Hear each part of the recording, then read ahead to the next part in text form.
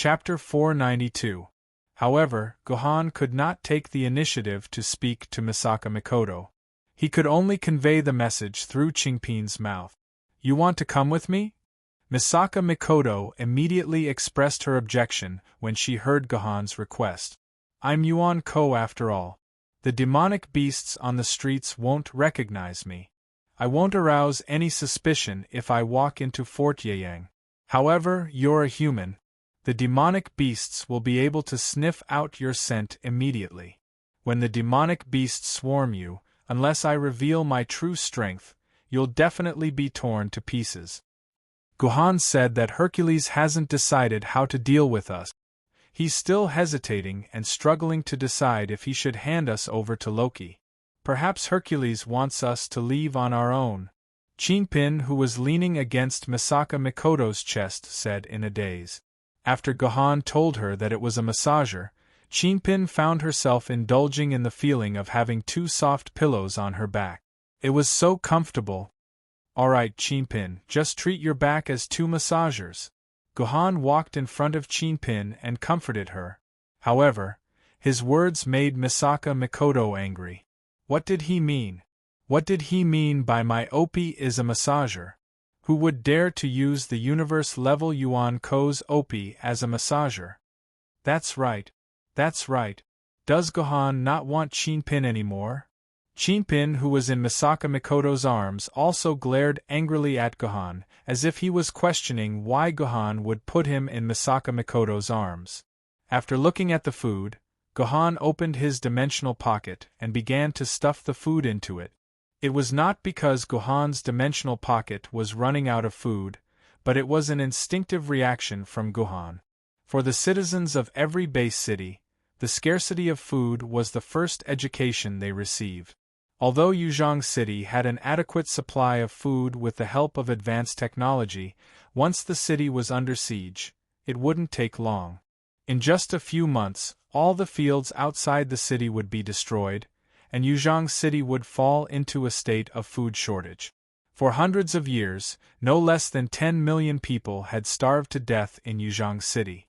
While Gohan was busy collecting food, Misaka Mikoto was sitting on the ground in a meditative posture with her eyes closed.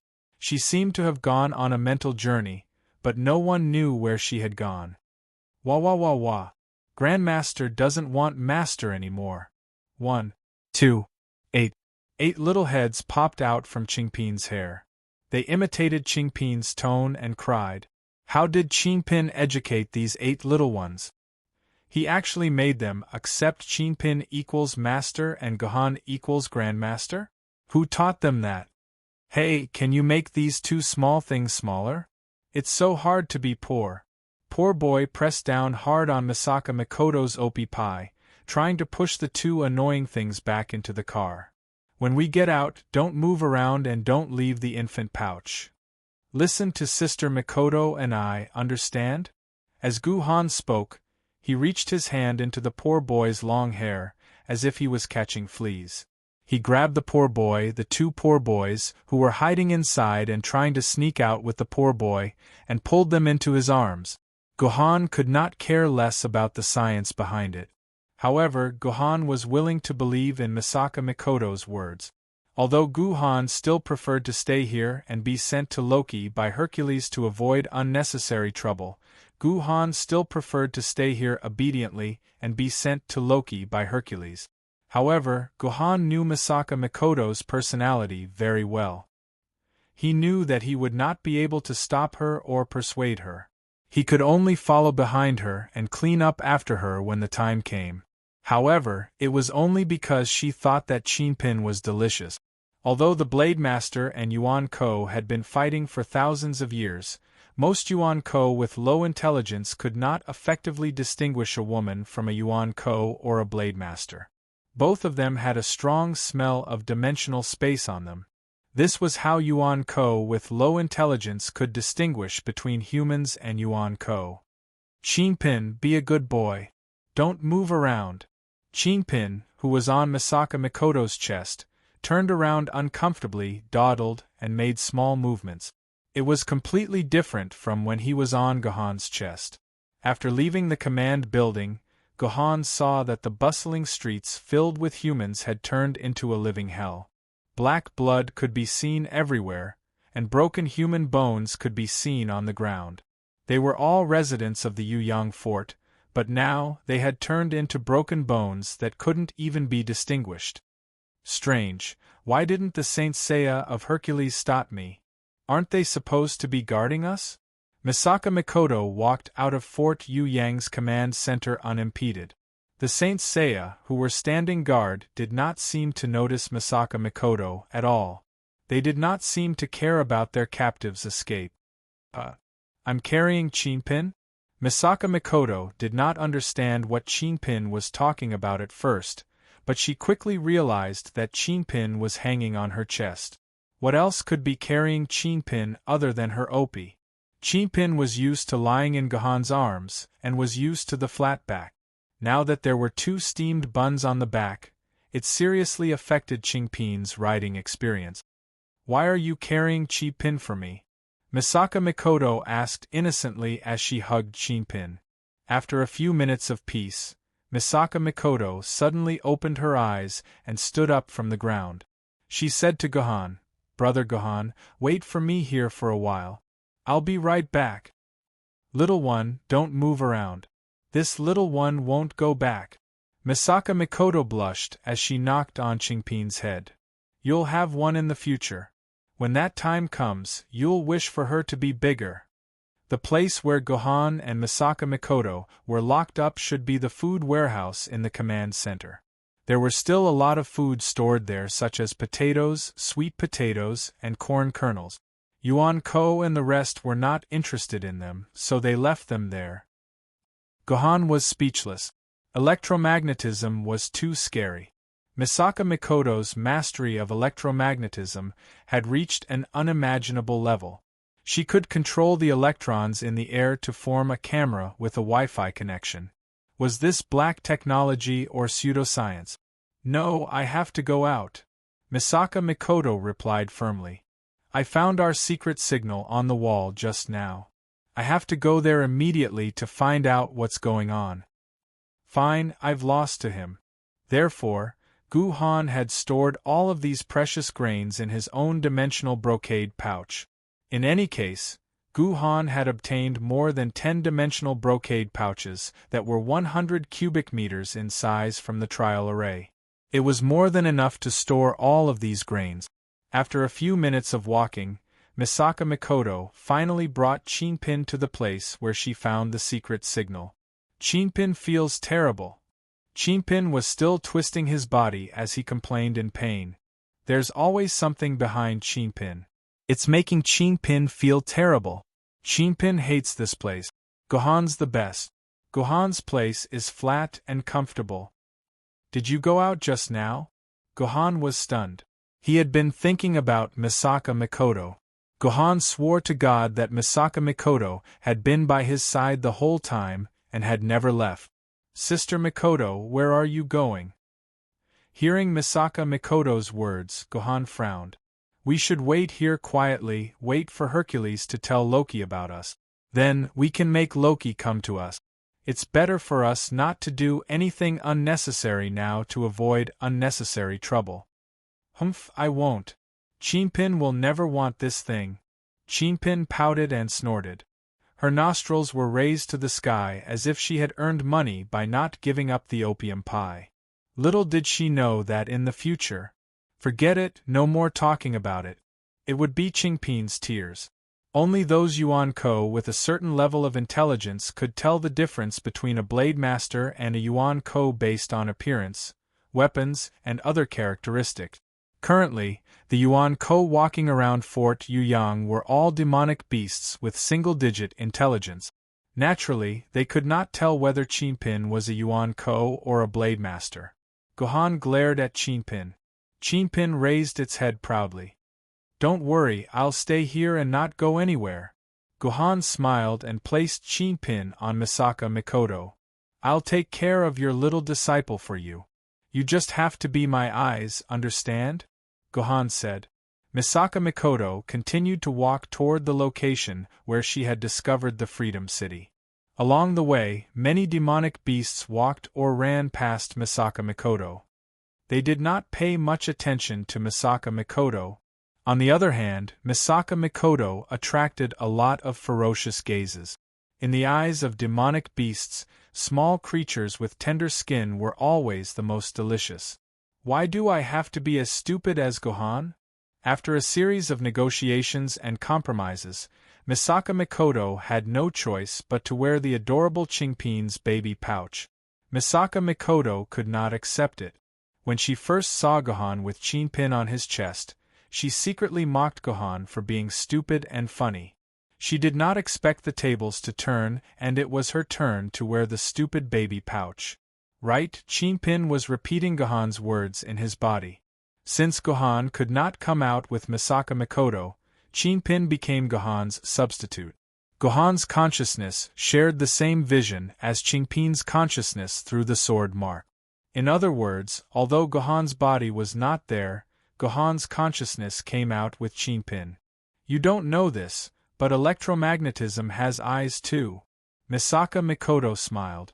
I only need a slightly more complicated combination of electrons, and I'll be able to use the electrons in the air to form my electronic eyes. Even if I'm in this room, I'll be able to see everything around me unless the gap in the room is so small that even electrons can't pass through. Chapter 493. It was a wall. Compared to the other walls, there was nothing special about this wall. Perhaps it could not be said that there was nothing special about it because there was not a single drop of blood on this wall. Unlike the surrounding walls, which were covered with large areas of spattered blood. Looking carefully at the wall, one would find something interesting in an inconspicuous place. It was a piece of graffiti, a small piece of graffiti about the size of a matchbox. The graffiti depicted a tightly clenched fist. Judging from the image, the fist wasn't beautiful at all. In fact, it was a little twisted. Any naughty child in preschool would probably be able to draw it better than this. That's right. This is the secret mark of our freedom metropolis. Although Misaka Mikoto deliberately suppressed it, Gohan could still hear the excitement in Misaka Mikoto's heart through Chingpin's ears. Gohan is asking you how you can be sure that it was drawn by your people. Chingpin, who was in the nursery pouch, began to relay Gohan's words weakly. Gohan said that there are graffiti on things like fists in many places. It might not have been drawn here by people from Freedom Metropolis. No, take a closer look. This is not as simple as a simple fist. Misaka Mikoto gently brushed past the graffiti. Can't you see that there are 6 fingers on this fist? It's true. When Chingpin heard that, he quickly poked his head out and carefully counted the fist graffiti. There were indeed 6 fingers on it. Even if it's not 6 fingers, I believe that it's a secret mark left behind by people from Freedom Metropolis. There's only one person in the entire Freedom Metropolis who can draw a fist in such a style. Misaka Mikoto was so excited that the electric current on her body flickered. It seemed like she had returned to the state where she lost control of her electric current. Gohan is asking you, what does this secret mark mean? What are they trying to convey to you? Chingpin continued to act as a messenger. Since this mark was indeed left behind by someone from the Freedom Metropolis, it meant that that person must have some important news or something to tell his men. Gohan knew that every force had their own secret message system. Different secret messages could be passed on. Although this message was very general, the general meaning could still be passed on. I don't know. Misaka Mikoto's eyebrows twitched. Although my friend's drawing style is well known in Liberty City for being easy to recognize, the meaning behind her drawing style is also well known for being difficult to decipher. I don't know what she's trying to say. It looks like I'm here, but it also looks like I'm already gone. I really can't tell. F***ck. Chingpin complained, then immediately added, this is also what Gohan said. This freelancer was really a genius. To be able to draw 2 completely different secret messages, I'm here and I'm already gone, on the same drawing at the same time. In a sense, he was also a genius. Don't worry. Although Chu-chun's drawing skills aren't that great, she's a very meticulous person. She'll definitely leave other clues around here. Misaka Mikoto said as she began to search for clues that her friend might have left behind. This area was probably used by Fort Yuyang to dispose of all sorts of trash. After a thorough search, Misaka Mikoto and Qingjio did not find anything else other than a dozen garbage dumps that emitted a pungent smell due to the fact that they had not been cleaned for a long time. Perhaps it was because the place was too smelly. The demonic beasts Yuan Ko rarely appeared in this area. Their noses were very sensitive, and they could not withstand the smell at all. In a sense, if one wanted to hide something, this was indeed a good place to do so. Misaka Mikoto was very serious in her search. She could not wait to flip through every corner and even ran into the garbage dumps to take a look. However, Qinpin was not as focused. In less than 30 seconds, her attention was completely attracted by the birds in the sky, the flowers on the trees, and the grass on the ground. This made Gohan, who shared Qingpin's perspective, extremely helpless. He could only look at the world from a child's perspective. However, most of the time, only a child's perspective would be able to find clues that were on the surface. At this time, Qingpin's gaze was fixed on a tall apple tree that was full of bright red apples. Ever since Qingpin discovered the apple tree, her gaze had never left it. To be exact, she had never left the apples on the tree because the color of the apples was too beautiful. It was a color that looked delicious. Thanks to Qingpin's long gaze, Gohan suddenly noticed something strange about the apple tree. The location of the apple tree was very strange. It was located in the middle of a road. Looking at the size of the apple tree, it was at least 5 to 6 years old. No matter how lazy the people in Yeyang Fortress were, it was impossible for them to let an apple tree grow in the middle of a road for 5 to 6 years. Moreover, looking at the roots of the apple tree, pieces of the cement road had exploded. It looked as if the tree had forcefully broken through the ground. It was definitely not a touching example of a seed falling into a crack in the cement and growing tenaciously. It looked more like an apple tree that was nurtured by some kind of magic. "Hey Gohan, eat an apple." Suddenly, Qinpin pinched Misaka Mikoto's mantu. "Qinpin, what are you doing?" Misaka Mikoto blushed. She grabbed Qingpin's cheeks with both her hands and rubbed them forcefully. However, thanks to Qingpin, Misaka Mikoto finally shifted her gaze to the apple tree.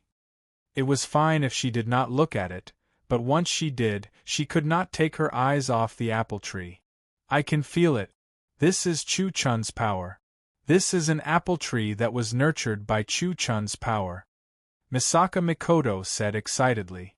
As expected, the apple tree was nurtured. Misaka Mikoto's words confirmed Gohan's guess. This must be a clue that Chu-chun left for me. But what is she trying to tell me by nurturing an apple tree? After the initial excitement, Misaka Mikoto began to think about the meaning behind the apple tree. What is Chu-chun trying to tell me through this apple tree? Tell me, is the fruit on this apple tree delicious? Or tell me that her underwear today has an apple pattern. Damn tears, I've been led astray by her. Misaka Mikoto's mind was filled with all sorts of strange ideas. Unfortunately, none of them were useful. Just as Misaka Mikoto was at her wit's end, Qinpin suddenly pinched the soft flesh on his back. She seemed to be addicted to pinching. Gohan said to look at the ground. Since this apple tree came out from the ground, then maybe the secret is hidden underground. Qinpin repeated Gohan's words. Misaka Mikoto did not have the time to pinch Qingpin's cheeks anymore. She squatted down and placed one of her hands on the ground. An electric current quickly flowed through the cement floor to the entire underground space. A minute later, Misaka Mikoto raised her head in surprise and said to Qinpin, "There's a space 100 meters underground. I've detected active electronic signals. There's a living person in that space. It must be Chu-chun. She's down there." Gohan said that there might be a problem here. Fort Yuyang doesn't have any underground shelters. He hopes that you won't act rashly and that you'll take a good look around. Qingpin said. I can't wait any longer. Let's go. Misaka Mikoto was not in the mood to care about that. She waved her hand in the air and the void door was pulled open. She carried Qingpin and entered the void door. When the void door opened again, she and Qingpin appeared in a dark, damp space with only a few weak emergency lights. Gohan told you to stay alert. There might be an ambush here.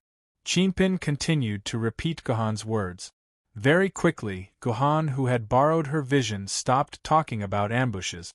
That was because the small space was filled with humans. Most of them were dispirited. Their eyes were empty and their pupils were unfocused. They looked as if they had been played to death. Even Misaka Mikoto's sudden appearance did not cause much of a stir. Chu-chun, are you here? Chu-chun? Misaka Mikoto asked excitedly. However, she was just lying to herself because she was certain that Chu-chun was not here the moment she entered this space. Although there was Chu-chun's aura in this space, Chu-chun must have been here before. Hey, I think I heard a girl's voice. She's calling for Master Chu-chun. A broken sword wielder said to the person next to him. I didn't. You heard wrong. You're just dreaming. The other person said weakly, we need to save our energy, empty our minds, and reduce our activities. That way we can live for a few more days. Oh, you're right. Empty our minds, reduce our activities. The sword wielder said slowly as if he was hypnotized. You two, let me ask you. What happened here? Did Chu-chun appear here before? The conversation between the two did not escape Misaka Mikoto's ears. Misaka Mikoto walked toward the two of them and gave them a kick on the body. Hey, brother, I think someone kicked me. No, you didn't. This is just your imagination. You've fainted from hunger. Looks like I'll have to use some strength. A few black lines appeared on Misaka Mikoto's forehead. A golden electric arc danced in her palm. Chapter 494. A wave of golden electricity passed through the corpse-like bodies. These unlucky children immediately jumped up from the ground. Their eyes were no longer silent, and their pupils were focused as well. Their vitality had returned to their bodies. Who's that? Why are you releasing electricity? A hot-tempered person started cursing.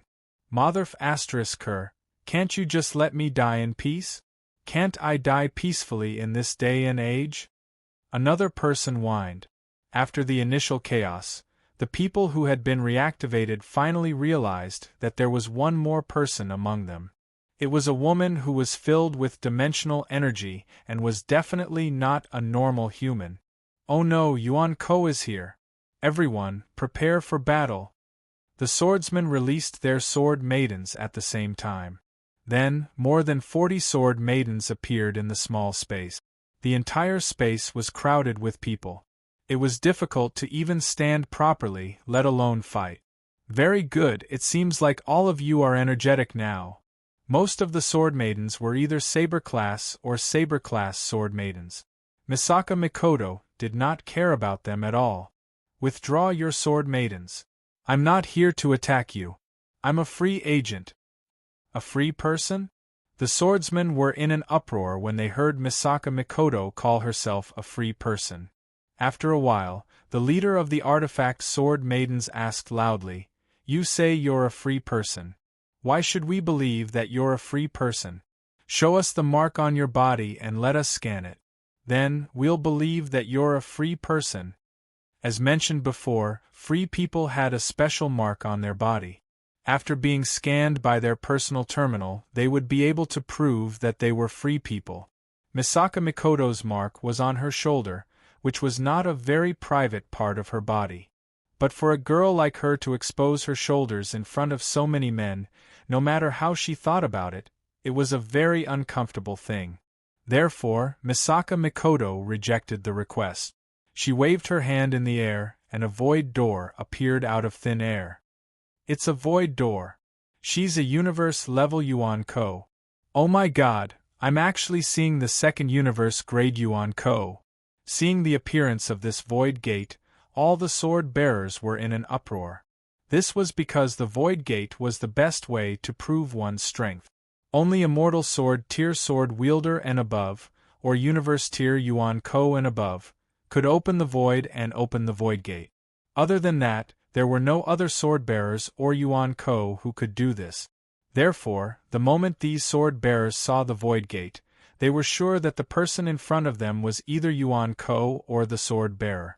At the very least, they were at the universe realm. After this was confirmed, the hostile atmosphere in the air dissipated a lot. This was because the people with the swords knew that they were no match for Yuan Ko, who was only at the universe realm. With just one move, he could send all of them to the Western Paradise to pray to the Buddha. Sir, are you really a free man? If the person in front of them was a universe-level Yuan Ko, there would be no need to waste time talking. He could just kill all of them. However, the person in front of them was patient enough to talk to them. This made the sword-bearers believe that Misaka Mikoto was a free man. After all, they were saved by a free man. I'm a free man. Don't worry, I won't hurt you. Misaka Mikoto forced a smile. Please recall your sword maidens. I have something to ask all of you. Brothers, put away your sword ladies. I'm about to be squeezed to death. One of the sword bearers joked. Instantly, the atmosphere eased up.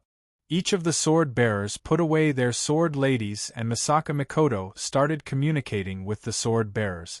After more than 10 minutes of conversation, Misaka Mikoto and Gohan, who had been listening from the side, finally understood the whole story. I'm not sure if everyone still remembers that when Yaeng Fortress had just fallen, Misaka Mikoto's friend, one of the universe-level free men, Updraft, contacted Zhu Wudao and told him that the free men were being threatened. He also told him that more than 40 sword bearers were secretly saved by the free men and were hidden somewhere in the hopes that Yuzhong City could rescue them. In the end, Zhu Wudao considered that more sword bearers would be sacrificed in order to rescue them and rejected Updraft's request. Hence, the sword bearers were forgotten. It was only when Misaka Mikoto was looking for clues about the free men that she coincidentally came to this place. According to the memories of these sword-bearers, a total of 3 freemen had saved them. In the chaos, they had saved these heavily injured sword-bearers, then broke through the void and brought them here. After that, the 3 freemen had never appeared again, and no one knew where they had gone. Misaka Mikoto let out a deep sigh when she heard that the 3 free men were no longer here. Although this was within her expectations, she still hoped that a miracle would happen. On one side, Misaka Mikoto was trying to understand the situation. On the other side, under Gu Han's command, poor Scholar walked to the edge of the narrow space. As far as Gu Han knew, Fort Yuyang did not have an underground shelter. Since Yaeng Fortress was a military fortress for the sword-bearers, there were very few civilians. There was no value in building an underground shelter. Hence, Gohan was very curious about where the underground shelter came from. After a round of careful observation, Gohan finally discovered that this underground shelter was very likely to have been dug out on the spot, and it was made in less than 3 minutes. That was because an underground shelter built by humans must have a complete access system, ventilation system, heating system, food storage system, life support system, oxygen production system, and a series of other systems to ensure the safety of the people in the underground shelter. It was to prevent the shelter from turning into a morgue. However, there was only one space in this underground space. Other than that, there were no other auxiliary systems. This place was equivalent to a huge underground coffin without ventilation holes. There was not even enough oxygen to sustain a human's survival. Lu Zilong wondered how the sword-bearers survived without oxygen for a month. Looking at the walls of the space, Lu Zilong realized that it was not a layer of soil. Instead, it felt like glass. It must have taken a lot of time to make a wall out of glass, right? On the contrary, it was actually the easiest thing to do. As long as the soil was heated to a high temperature, the soil could be easily turned into glass. That was the most basic chemical formula. Hey, Gohan wants me to tell you that someone must have dug out a space and burned the soil layer at high temperature to form something like glass. It was used to support the space so that it would not collapse. Pin returned to Misaka Mikoto and told her about Gohan's discovery. It's Blackie and Chu-chun. Misaka Mikoto quickly explained. Hazy must have used her teleportation ability to teleport the soil here. Then, she asked Chu-chun to heat up the soil layer and turn it into glaze. Hazy and Chu-chun must have saved them. That must be it. That's right. It's Master Blackie, Master Chu-chun, and Master Lazy who saved us. At that time, a tall man walked over weakly. You must be Master Misaka Mikoto. I'm Guei, a famed sword-level swordsman under the pleated sword spirit. Greetings, Master Misaka Mikoto. The weak man bowed to Misaka Mikoto. There's no need for that. All of you look like you're in bad shape. What's going on? Misaka Mikoto held on to Guei and made him sit down. The famed sword-level swordsman smiled bitterly. To tell you the truth, Master Misaka Mikoto, we've been out of food for 5 days. Moreover, the oxygen in the medical chamber is running low. If you guys had come a few days later, we would have committed suicide by poisoning ourselves. The ambush was too sudden. The swordsmen had started the battle in a leisurely manner. Naturally, they would not store too much food in their dimensional pockets. Many of their dimensional pockets were empty. However, it was a complete tragedy when they arrived at the sanctuary. When the swordsmen gathered all their food together, they realized that even if they only ate once a day, they could only last for about 20 days. Oxygen was a huge problem. Misaka Mikoto's friends did not have professional construction engineers. They did not even consider the problem of ventilation when they built the sanctuary. It was not until all of them had left that the remaining swordsmen realized that they were running out of oxygen. Fortunately, the medical chamber had an oxygen-producing function. They managed to survive by using the oxygen produced by the medical chamber. However, the medical chamber used chemicals to produce oxygen. It could not last for a long time. Now that a month had passed, there were not many chemicals left in the medical chamber. Soon, the place would completely run out of oxygen. Therefore, when Misaka Mikoto entered the sanctuary, everyone was stunned and silent. They did not seem to care about what was going on outside. That was because they could only survive by staying in that state as little food and oxygen as possible. What's the point of holding on here? Suddenly, Chinpin said, You should know that Yuzhong City will not send anyone to save you. Gohan said so. In an instant, the entire place fell into dead silence. Chinpin, you brat.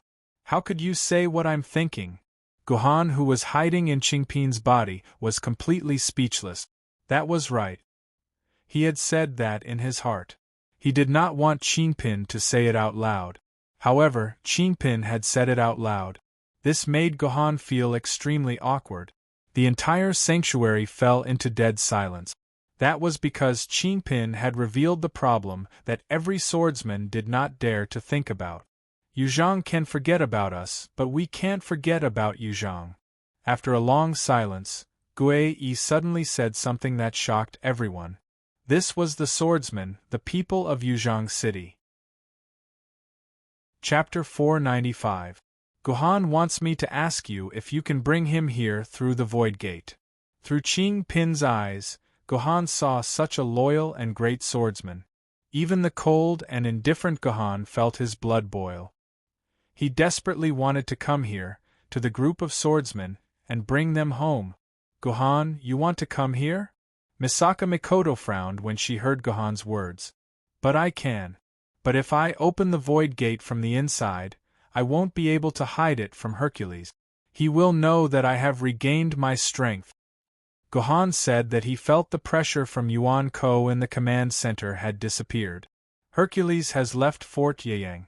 You can bring him here now. Chinpin said. Hercules has left? Misaka Mikoto was shocked. This should be the time when Hercules was most hesitant to leave Fort Yiyang. How could Hercules have left? Since Hercules had left, she would bring Gohan here. It would be more appropriate for him to deal with the swordsman. Misaka Mikoto did not want to waste her time. Misaka Mikoto opened the void gate again and brought Gohan back from the other side. The survivors had always thought that Ching Pin was a swordsman like Misaka Mikoto.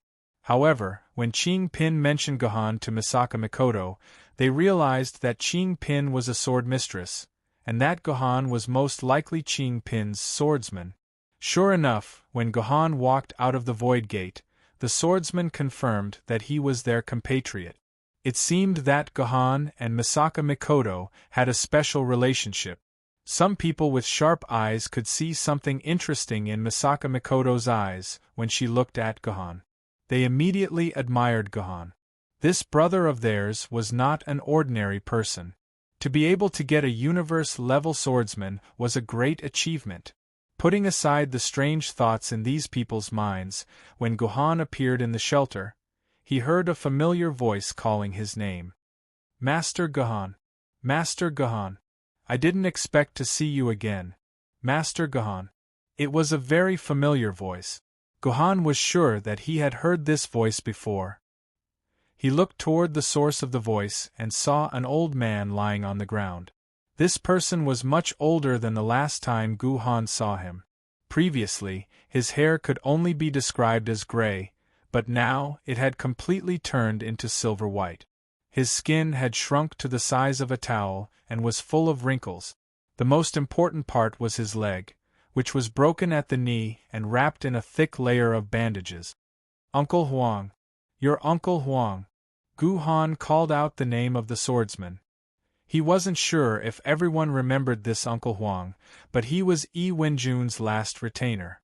Because he couldn't follow Yi Wenjun to the training array, he was left behind in Fort Yuyang. Yi Wenjun had told Gohan and Song Yifei about her worries about Uncle Huang. She could only pray that he had successfully escaped from Fort Yuyang. She didn't expect Uncle Huang to be here. In the end, he didn't listen to Yi Wenjun's prayers and escaped, but luckily, he survived. I didn't expect to see Master Gohan again. Although his legs were gone, Uncle Huang still smiled happily. Then, he suddenly thought of something and asked, Master Gohan, how is young Master Wenjun? Is he okay? Is he injured? Is he sick? I don't know. Gohan shook his head and answered honestly. We parted ways in Hubei. He went straight back to Yuzhong City. However, I can guarantee that Yi Wenjun was fine when we parted. He wasn't hurt at all. That's great. That's great. Uncle Huang smiled even more happily when he heard Gohan's words. It was obvious that this old man had devoted all his feelings to Yi Wenjun. This made Gohan feel a little emotional and even a little envious. This was the legacy of the Jiandi clan. Only the Jiandi clan could have such a loyal servant. Who knew if Gohan would have such a person in the future? Old Huang, don't tell me this little brother is the new swordsman that you've always told us about who has recently coordinated with Lady Heaven Reliance? That's right. I seem to remember old Huang mentioning that the person who synchronized with the heavenly sword is called Gohan. I always thought it was a joke. Is there really someone in this world who can synchronize with the heavenly sword? As Uncle Huang and Gohan conversed, the atmosphere in the refuge became even more heated. Based on what the other sword wielder said, they actually knew the name Gohan and that Gohan had synchronized with the heavenly sword. The news of Gohan synchronizing with the heavenly sword was considered a secret. Yuzhong City hadn't announced this to all the sword wielder, so apart from a few well-informed people, most of the sword wielder didn't know about this. Furthermore, Fort Yuyang had been attacked a few days after Gohan synchronized with the heavenly sword. This news hadn't been widely spread, so the sword wielder here probably didn't know about Gohan, Yuzhong City's new superstar. They also didn't know that Gohan had suppressed all the sword wielder in the trial array and obtained the Emperor's sword.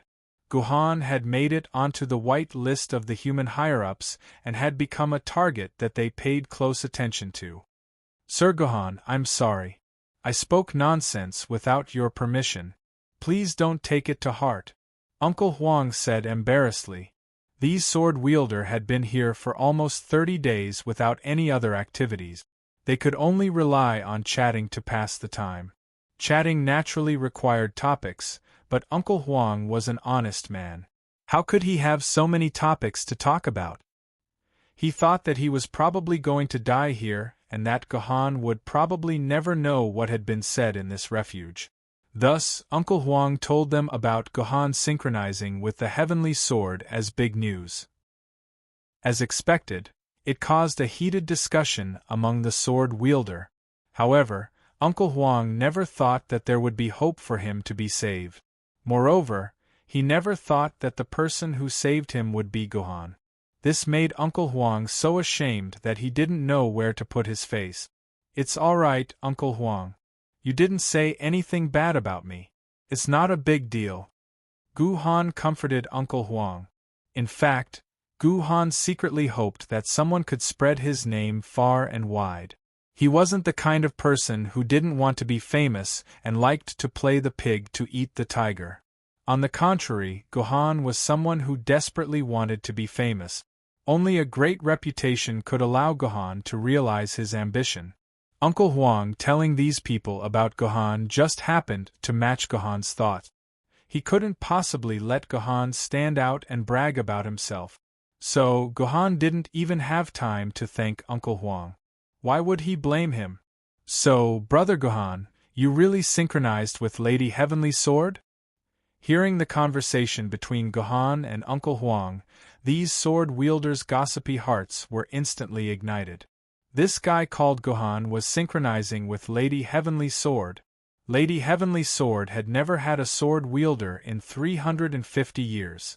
No matter what, they had to take a look. Brother Guhan, hurry up and release your Lady Heavenly Sword. Let everyone have a look. Another person shouted. That's right. As long as we can see Lady Heavenly Sword in the flesh, our lives will be worth it even if we die. The topic of Lady Heavenly Sword instantly ignited the atmosphere in the sanctuary. Everyone was clamoring for Guhan to show off his Lady Heavenly Sword. Seeing that, Misaka Mikoto revealed an amused smile. Then, she took the initiative to stand beside Guhan and let Guhan have the center of attention. Gu, if you dare to release me, don't even think about commanding me anymore. Although Lady Heavenly Sword was in the scabbard, she could still sense the situation outside. Guhan did not seal off Lady Heavenly Sword's senses of the outside world. Therefore, when she heard the sword-wielder shouting that they wanted to see her, Lady Heavenly Sword immediately threatened Guhan loudly. She definitely could not release her, as she did not want to be watched like a monkey. I'm sorry, everyone is too enthusiastic. Lady Heavenly Sword is too embarrassed to come out and see everyone. Hearing Lady Heavenly Sword's threat, Guhan did not mind at all. He did not plan to release Lady Heavenly Sword to show off. Otherwise, what kind of person would Guhan be? A piece of trash who used his Lady Heavenly Sword to show off? Guhan did not want to establish such an image in the other sword-wielders' hearts. However, at that time everyone was very excited. If he did not satisfy them, it would hurt his image. Therefore, Guhan had to divert their emotions. Therefore, Guhan continued, I believe that we'll have the chance to meet again in the future. It won't be too late to meet Lady Heavenly Sword again then. However, right now, I'm afraid our most important task isn't to see Lady Heavenly Sword, but to find a way to fill our stomachs. Guhan smiled and waved his hand. The potatoes, sweet potatoes, and corn kernels that he had collected from the warehouse instantly appeared in front of everyone. The world is big, but the stomach is the biggest. Fill your stomach first, then you'll have the strength to survive. Gulp. Looking at the food, everyone could not help but gulp. It was as if they were 24-year-old virgins who saw a naked woman who had lost her virginity. Looking at the sword-wielder's eyes, Gohan knew that his position as the leader of the sword wielder had been established. Chapter 496. After 6 days, the pitiful swordsman finally had a hot meal. Although the food was just plain roasted potatoes and handlebar potatoes, and the only side dish was the pickled vegetables that Gohan had left behind, the swordsman wolfed down the food and praised it as the most delicious food they had ever eaten in their lives. Gohan wondered if their stomachs would explode when he saw how much they wanted to stuff 3 potatoes into their mouths at the same time. Let me give everyone a piece of advice. If you have not eaten for more than a day, do not overeat. That was because after a long period of starvation, the walls of the stomach would become thinner, lack of blood, and decrease in toughness. It was very easy to cause acute gastric dilatation.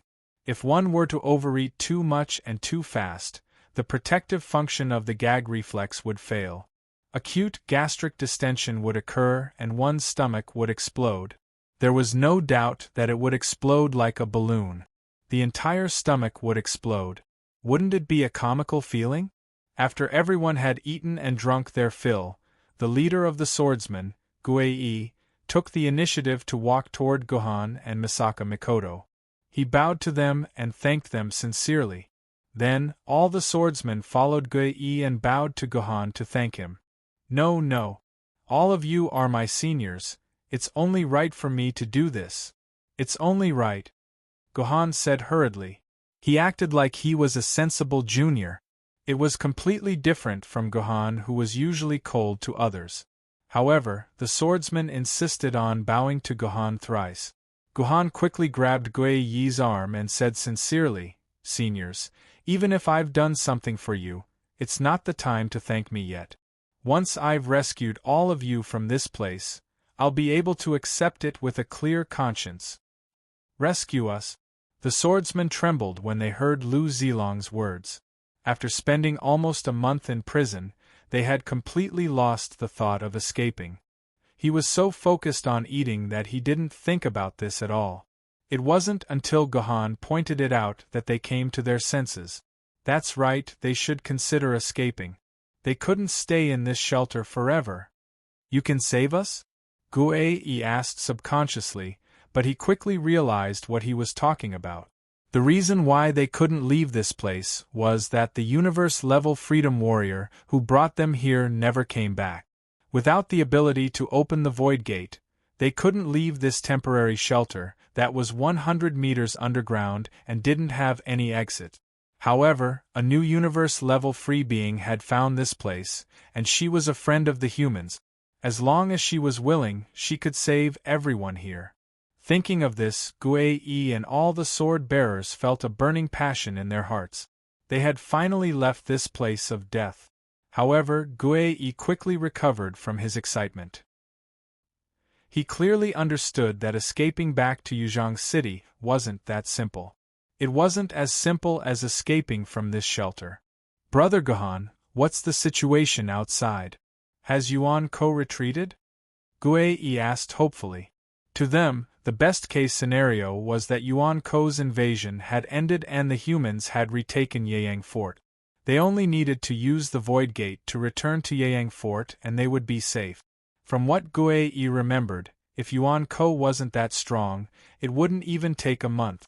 It would only take a few days for the humans to retake Yeyang Fort. Unfortunately, Guei's hope was doomed to fail. No, Yeyang Fort is still under Yuan Ko's control. There's a universe-level Yuan Ko guarding this place. Other than that, there are at least 1,000 demon beasts Yuan Ko inside the fort. Gohan replied.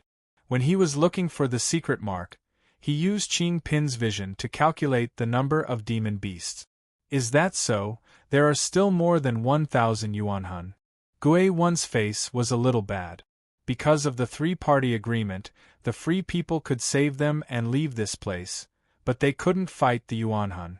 Therefore, the universe-class Yuanhun guarding this place was their biggest threat. Without a way to deal with this universe-level Yuan Ko, as soon as they appeared in Yeyang Fort, they would die. Then can we ask Yuzhong City to help us? Guei's face was full of hope. As long as Master Yun Xiao or Master Bai Ju can stall this universe-level Yuan Ko, we can escape Yeyang Fort. Don't count on Yuzhang City's power. Gohan smiled bitterly. Yuan Ko has already blocked all communication outside of Yuzhang City.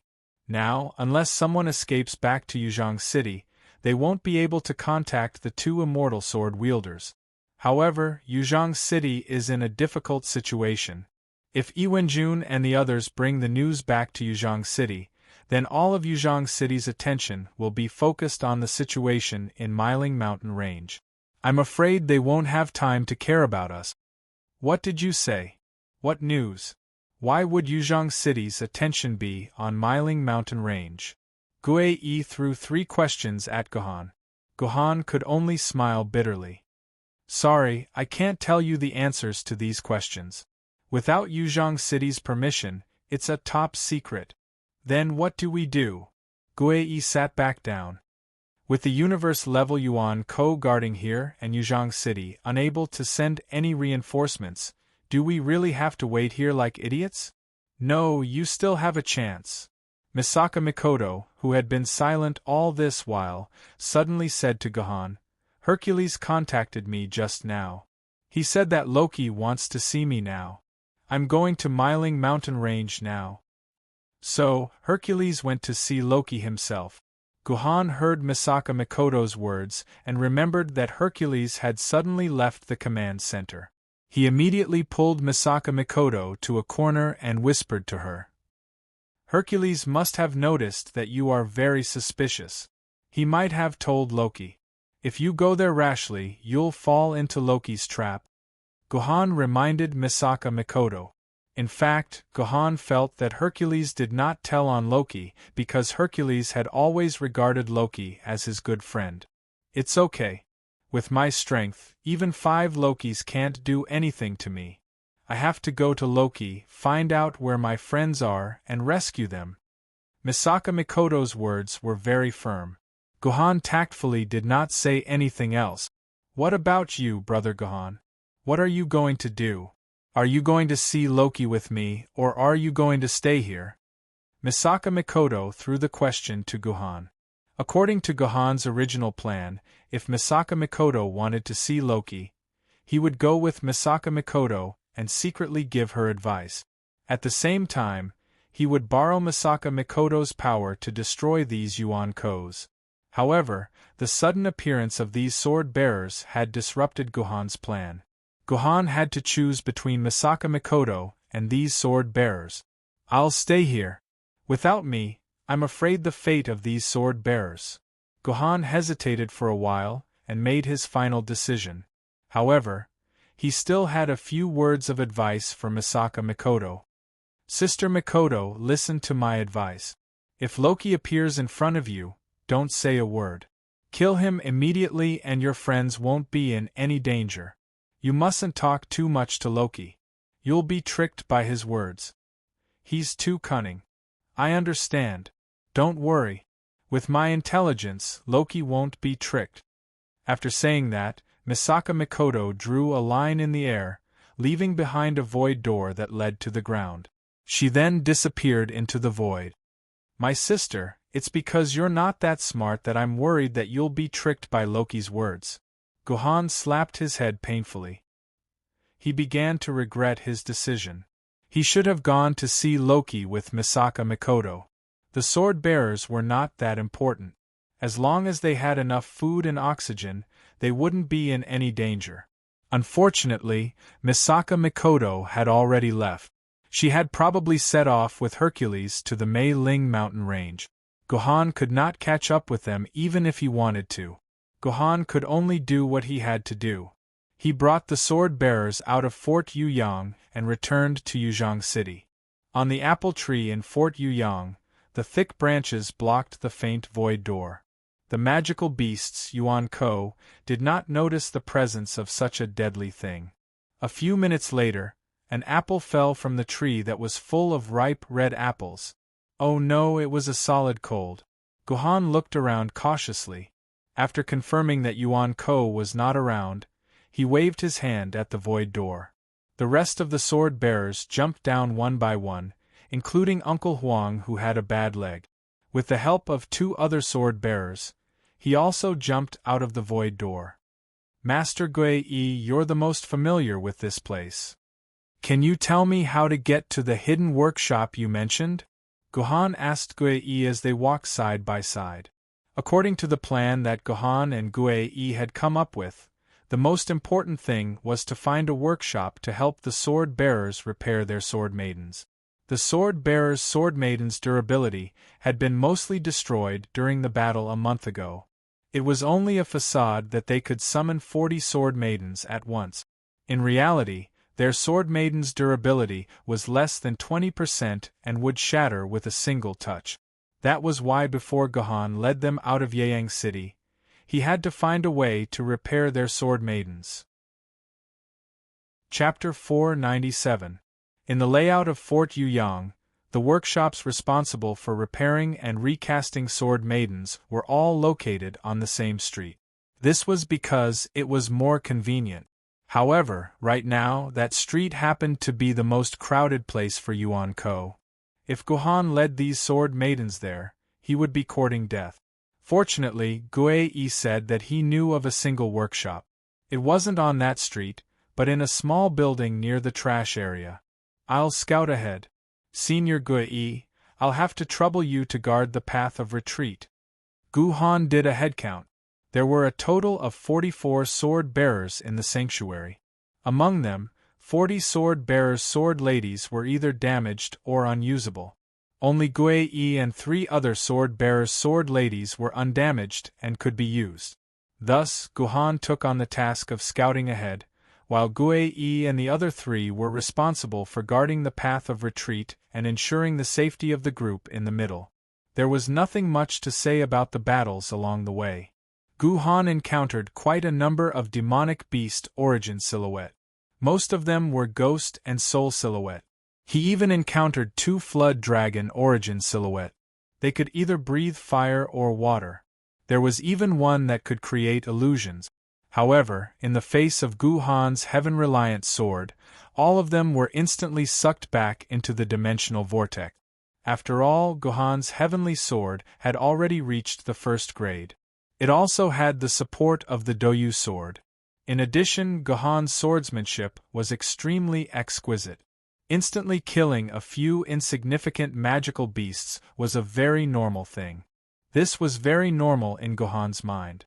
However, in the eyes of the 44 spectators, it was a shocking and inconceivable matter. In their hearts, this battle towards the workshop would definitely be a bitter one. They might even be surrounded by Yuan Ko. Everyone here was prepared to be killed by Yuan Ko on the way to the workshop. However, they had never thought that a treasure sword tier sword wielder would be able to use this kind of crazy speed to slaughter an Yuan Shen of the same level, or even a small realm higher. The flood dragon Yuan Shen, which was equivalent to a famed sword tier sword wielder, could only last a dozen or so seconds under Gohan's sword. After a dazzling flash of sword light, the flood dragon Yuan Shen demon beast turned into a corpse and was sucked back into the dimensional vortex.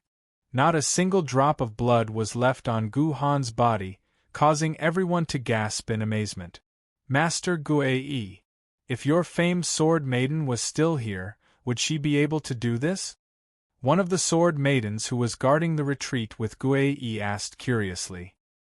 Just now, they had worked together and spent a lot of effort to kill a soul-tier Yuan Ko that charged out of the building. In the end, when they turned around to look at Gohan, good heavens, in the time it took them to kill this soul-tier Yuan Ko magical beast, 5 Yuan Ko magical beasts had already fallen to Gohan's sword. I can't do it. Gui-yi smiled bitterly. That flood dragon tier Yuan Ko magical beast just now, even if I was at my peak, I would need at least 3 minutes to kill it. A dozen or so seconds, I can't do it even if you beat me to death. But that Gohan is only a sword maiden, right? This sword maiden asked dumbly. He's only a sword maiden, how can he compare to you, a famed sword maiden? There are always people with extraordinary talent in this world, just like Tian Jiendi, Longevity Jiendi, and Bai Jiendi. When they were sword maidens, they could completely crush Flood Dragon Tier and Dragon Tier, Yuan Ko magical beasts. Gui Yi sighed. But they're all Jiendi magical beasts. This sword maiden continued to ask. Isn't this a natural thing for them? When they were sword maidens, how could they know that they would become Jiendi magical beasts in the future? How can you be so sure that this Gohan magical beast won't become Jiendi magical beast in the future? Gui Yi sighed, his eyes shining with hope. Perhaps our human race is about to give birth to another great expert. I can almost see his future. It's so dazzling and unstoppable. Remember, it's very possible that we're in a period of history that will be praised by future generations if this Gohan magical beast doesn't die. With Gohan magical beast leading the way with all his might, the entire team reached the single recasting workshop that Gui Yi mentioned at an astonishing speed. However, what they didn't expect was that there were a few shadow wolves hiding in the workshop. Their attack power wasn't outstanding, but they could hide in the shadows, which was equivalent to being in a semi-invisible state. One of the sword-bearers carelessly walked into the shadows of the shadowy wolves and was torn to shreds on the spot, becoming the first casualty of the group that broke away. The number of people in the group also decreased from 44 to 43. Very quickly, the sword maidens reacted and chopped these shadow wolves into minced meat, sending them back into the dimensional vortex. Unfortunately, this dead sword maidens could no longer save him. After all, he was a friend who had lived together for almost a month. All the sword maidens' eyes were red as they collected this unlucky fellow's corpse and stored it in his medical pod. Then, they placed it in their own dimensional pockets, preparing to bring it back to Yuzhong City for burial. This was the only thing these sword maidens could do for him. Regarding this, Gohan also deeply blamed himself. He thought that he had already calculated everything and everything was under control. However, his actual combat experience was still too little. If he was a veteran sword maiden who had experienced all kinds of battles, he would definitely check the shadows to see if there were any abnormalities, and definitely wouldn't enter the shadows so easily. Following that, Gohan checked the entire recasting workshop inside and out. After confirming that there wouldn't be a second batch of invisible Yuan Ko hiding here, he finally started busy repairing the sword maidens. This recasting workshop was quite well preserved. Most of the tools were still in place, and it didn't seem like Yuan Ko had been here at all. It was precisely because of this that Gohan neglected to investigate the entire workshop. However, since the tools were all good, he could quickly start repairing the sword maidens. Generally speaking, recasting or repairing sword maidens required a professional sword blacksmith. However, the profession of sword blacksmith and sword wielder conflicted with each other. Once one became a sword wielder, they would lose the ability to be a sword blacksmith. Therefore, among the remaining 43 sword wielder, none of them could be called a sword blacksmith. Fortunately, if it was just a simple repair of durability, then as long as there was someone who knew the repair process, it could be barely repaired. For example, the guy standing in front of the furnace was called Li Ziprang. It was said that he was born in a family of sword blacksmith. However, he didn't want to inherit his father's business. Instead, he was determined to be a sword wielder. In the end, he was lucky enough to really synchronize an artificial sword maiden and become a sword wielder. After all, he had been influenced by the recasting workshop since he was young, so he deeply understood every step of a sword blacksmith's repair process. Li Ziprang first took out an artifact sword that was the least damaged and threw it into the furnace.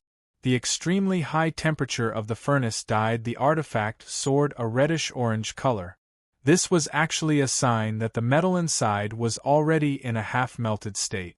When the orange-red color reached a critical point, Li Ziprang suddenly pulled the sword lady out of the furnace.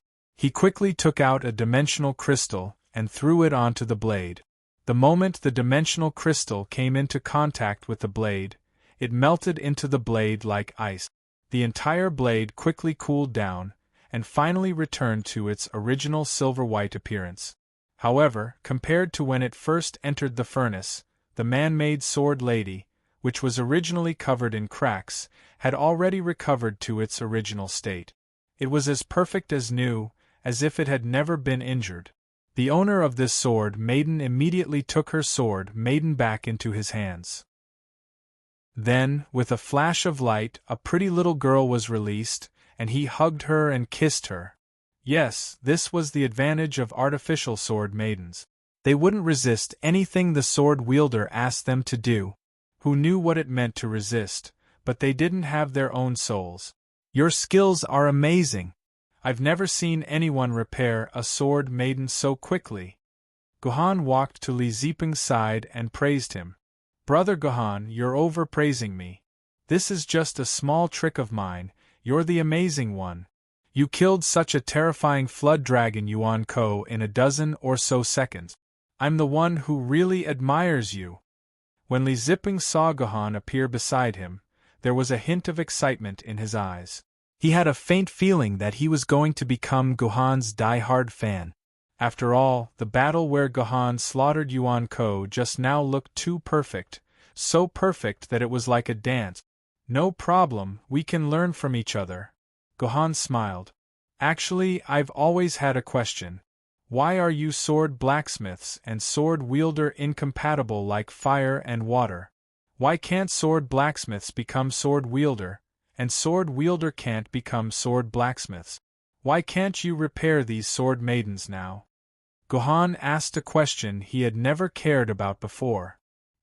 He only knew that sword blacksmiths couldn't become sword wielder, but Gohan didn't really understand the reason behind it. How should I put it? Li Ziping scratched his head. Because the simple repair of the sword maiden only requires the sword maiden to melt and then put in a dimensional crystal. But this isn't the real role of a sword blacksmith. The main job of a sword blacksmith isn't to repair sword maidens, but to forge artificial sword maidens. Forging artificial sword maidens is a very complicated process. The core step is to inject pure sword essence into the forged sword embryo to nurture the spirituality of the artificial sword maiden. To put it bluntly, pure sword essence is the sword essence in a sword blacksmith's body. It's a sword essence that hasn't been marked by any aura. Once a sword blacksmith has his own sword maiden, the sword essence in his body will have his own aura and will no longer be pure sword essence. Only the sword blacksmith can successfully synchronize and coordinate the sword maiden forged this way. Other sword wielder can't synchronize and coordinate it at all. That's why sword blacksmiths can't become sword wielder and can't have their own sword maiden. Otherwise, the sword blacksmith will lose the pure sword essence in his body. Chapter 498. Zhang Ziping was indeed a sword wielder from a family of swordsmiths. Although he had not been a swordsmith for many years, repairing sword mothers was as smooth as flowing water in his hands. Soon, he had repaired more than 10 sword mothers. When the next sword wielder gave Zhang Ziping his broken sword mother, Zhang Ziping shrugged and said, "Sorry, I can't repair your sword mothers now." "Why? Is it because my floating cloud sword is too damaged?" "No, that sword was even more damaged than my floating cloud." "Didn't you repair it?" The sword wielder, who had been rejected by Zhang Ziping, said. "No, you misunderstand. I'm not saying your sword mother is too damaged to repair. I just don't have any dimension crystals left. I can't make bricks without straw." Next, Zhang Ziping explained to everyone that repairing the sword maidens required dimensional crystal shards. However, Zhang Ziping had used up all the dimensional crystal shards in his dimensional pocket. Without dimensional crystal shards, Zhang Ziping could not repair the remaining dozens of sword maidens. Who has extra dimension crystals in their dimensional pockets? Take them out. I know dimension crystals are expensive, and it's a big loss to give them away. But if you guys want to escape, you'll have to recover. Comrade Zhang Ziping had just silently used his dimensional crystal to repair the sword lady for everyone, but didn't she complain at all? Everyone, don't be stingy with these dimensional crystals. Those who have dimensional crystals, take them out. Seeing this, Guei called for everyone to take out their dimension crystals. Guei took out the 2 barren dimension crystals he had. Following Guei's lead, the sword wielder who had dimension crystals did the same. Gohan quietly took out 5 barren dimension crystals. Dimensional crystals didn't have any outstanding effects in battle. At most, they could be used to repair sword maidens or have some auxiliary effect. Therefore, unless the sword bearers returned from the ore veins, they would immediately hand over the dimensional crystals to Yuzhong City to exchange for various resources. Most sword bearers wouldn't have dimensional crystals in their dimensional pocket. So, even though everyone took out their dimension crystals, there weren't many left on the table. There were only 20 of them, and they were all barren dimension crystals. There weren't any barren dimension crystals, either. Gohan's dimensional pocket had a few dozen viscounts and a dozen earls. There were even marquises and dukes. But then again, dimensional crystals of the barren rank and above were too precious. No one would be willing to selflessly give them away. Gohan believed that other than himself, there should be a few other people who had barren and above dimensional crystals in their hands. What do you think? Is that enough? Guei asked Zhang Ziping with worry. 20 barren dimension crystals was enough to repair the sword mothers, which were twice as many as he had. It was going to be a very difficult task. Save it. Ancient sword mothers should be enough. Zhang Ziping gritted his teeth and said, "But I can't do anything about the sword mothers. They need viscounts to repair. It doesn't matter how many barons there are. How many sword mothers do we have that need to be repaired? If you need them, bring out your sword mothers," Guei said to everyone. Very quickly, a total of 14 sword maidens appeared on the table. Guei asked Zhang Ziping, "Ziping, take a look. How many viscounts do we need to repair these sword mothers?" Zhang Ziping's gaze lingered on these sword ladies. After assessing the degree of damage on their bodies and the quality of the sword ladies themselves, he said, "If it's a mid-level viscount dimensional crystal stone with about 3,000 quarks of sword essence, then it'll need at least 7 of them." 7? Guei muttered to himself a few times, then took out a viscount seed from his dimensional pocket. "This is all the dimensional crystals I have. If it wasn't for the fact that I didn't exchange them the last time I came back from the mine, I wouldn't have left a viscount seed here. But it was only 1. It was far from enough for 7. Guei turned around and yelled at the other sword-bearers, "Stop hiding! I don't believe you don't have a single viscount seed.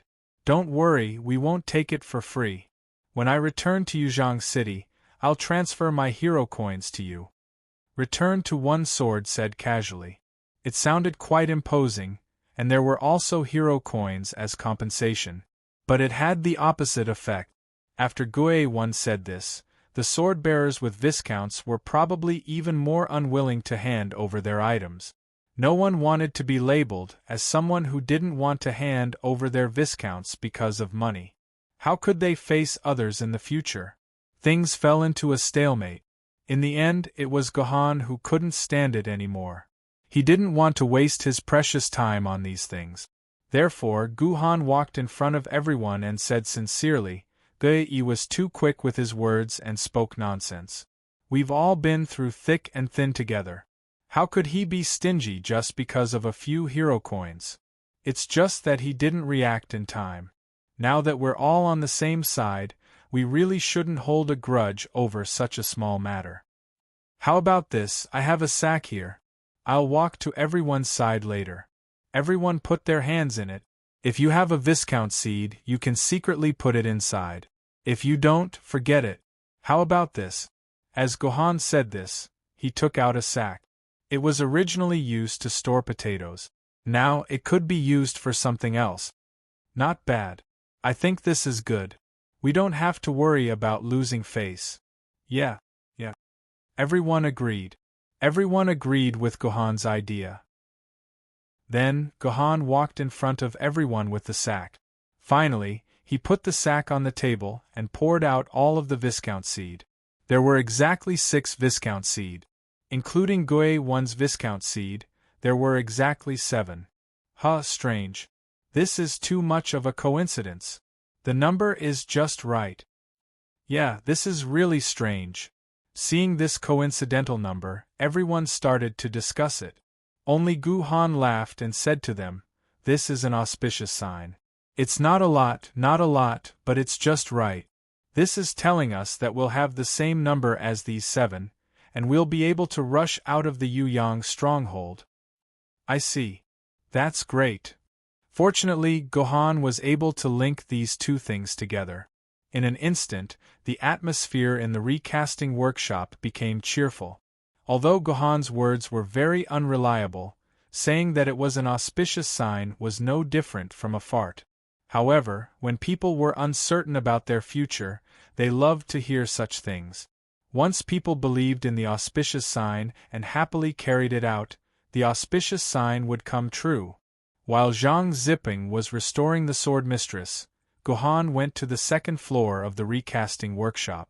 From a hidden position, he peeked at the situation on the street. Although he and the others had killed many Yuan Ko along the way to get here, the Yuan Ko did not seem to realize that they had lost many of their teammates. Other than a few demons strolling around, there was nothing else worth paying attention to. What is Hercules planning? How is Misaka Mikoto doing? Gohan was thinking about these things in silence. He did not seem to notice that someone had come up behind him. Out of the 6 Viscount seeds just now, 3 of them were yours. The person who appeared behind Gohan was none other than Gui-I, the famous swordsman. How did you know? Gohan sighed and asked in return. You are still too young. Have you forgotten that if something enters the sack will at least shake a little? I have been paying attention to the sack just now. When you walked over, the sack only shook 3 times, but 6 Viscount seeds came out. Other than you, no one else could have put 3 Viscount seeds into the sack, Gui-I said as if he was a famous detective. Sigh. Who said that shaking meant that a Viscount seed had been put in? In fact, the 3 of them each put 2 Viscount seeds into the sack. Although it looked like you only shook it 3 times, in fact, 6 Viscount seeds had already entered the sack. Gui-I was speechless. The 3 of them each had 2 Viscount seeds in their pockets? Wasn't that too much of a coincidence? Even if you beat Gui-I to death, he would not believe Gohan's words. But Gui-I could not refute Gohan, and that was the most frustrating thing about it. Mr. Gui-I, if you have time to think about this, why don't you think about what we should do next? Gohan smiled and put something in Gui-I's hand. What is this? Gui-I picked up the item and looked at it. It was a purple, sparkling and translucent dimensional crystal. This is an Earl Seed. Gui-I was shocked. Gohan had given him an Earl Seed dimensional crystal, so he quickly returned it to Gohan. This is too valuable. I can't take it from you. Take it. Gui-I, I remember that your famed sword mistress was damaged as well. Gohan smiled and said, to repair a famed sword mistress, you must use an Earl Seed. Your power is crucial to our escape. Gui-I thought for a while, but he still held the Earl Seed in his hand. He put his hand on Gohan's shoulder, wanting to say something. I know. You owe me an Earl Seed. If I am ever in trouble, you must come and help me. Gohan patted Gui-I on the shoulder. There was an old saying that went, when you receive favors from others, you have to help. Chapter 499.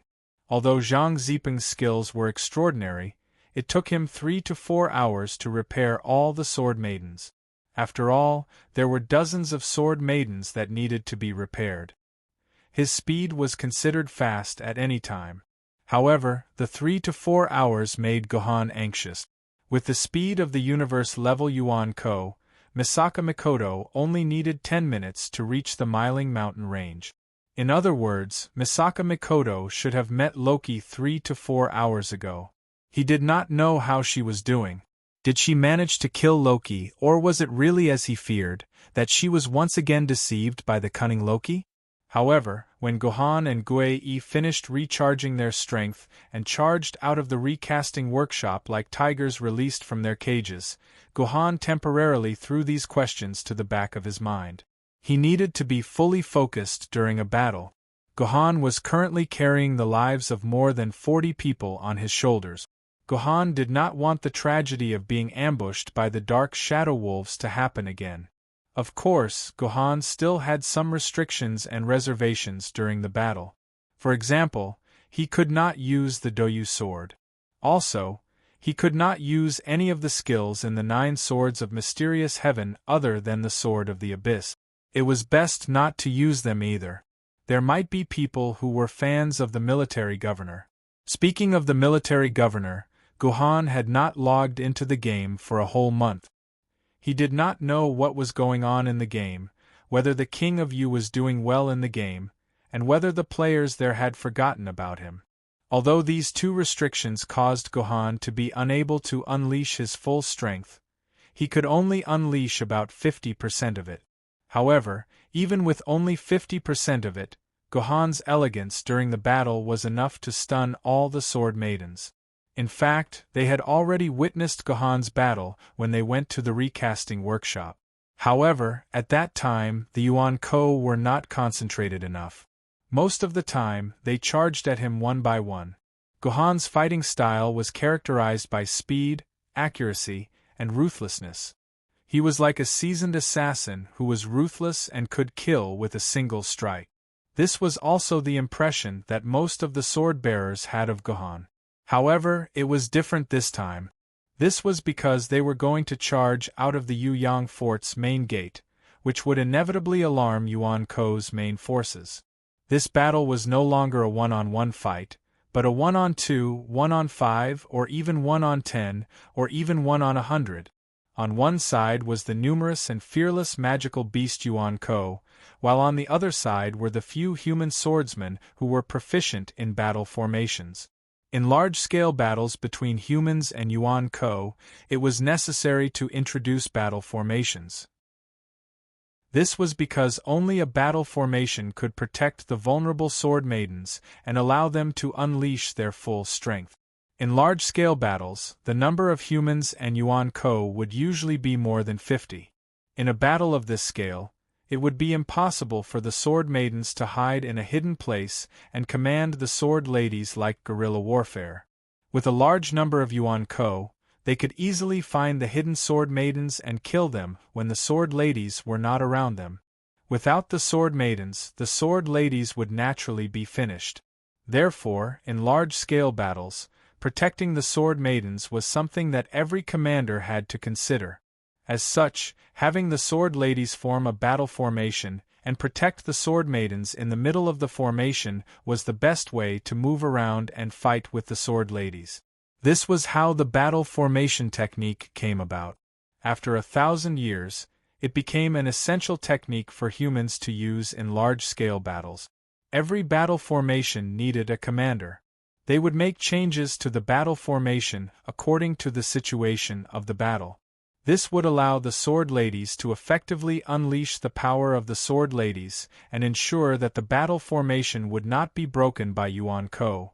Once the battle formation was broken, the core Sword Maidens would become lambs waiting to be slaughtered. Right now, the commander of the battle formation was Guei.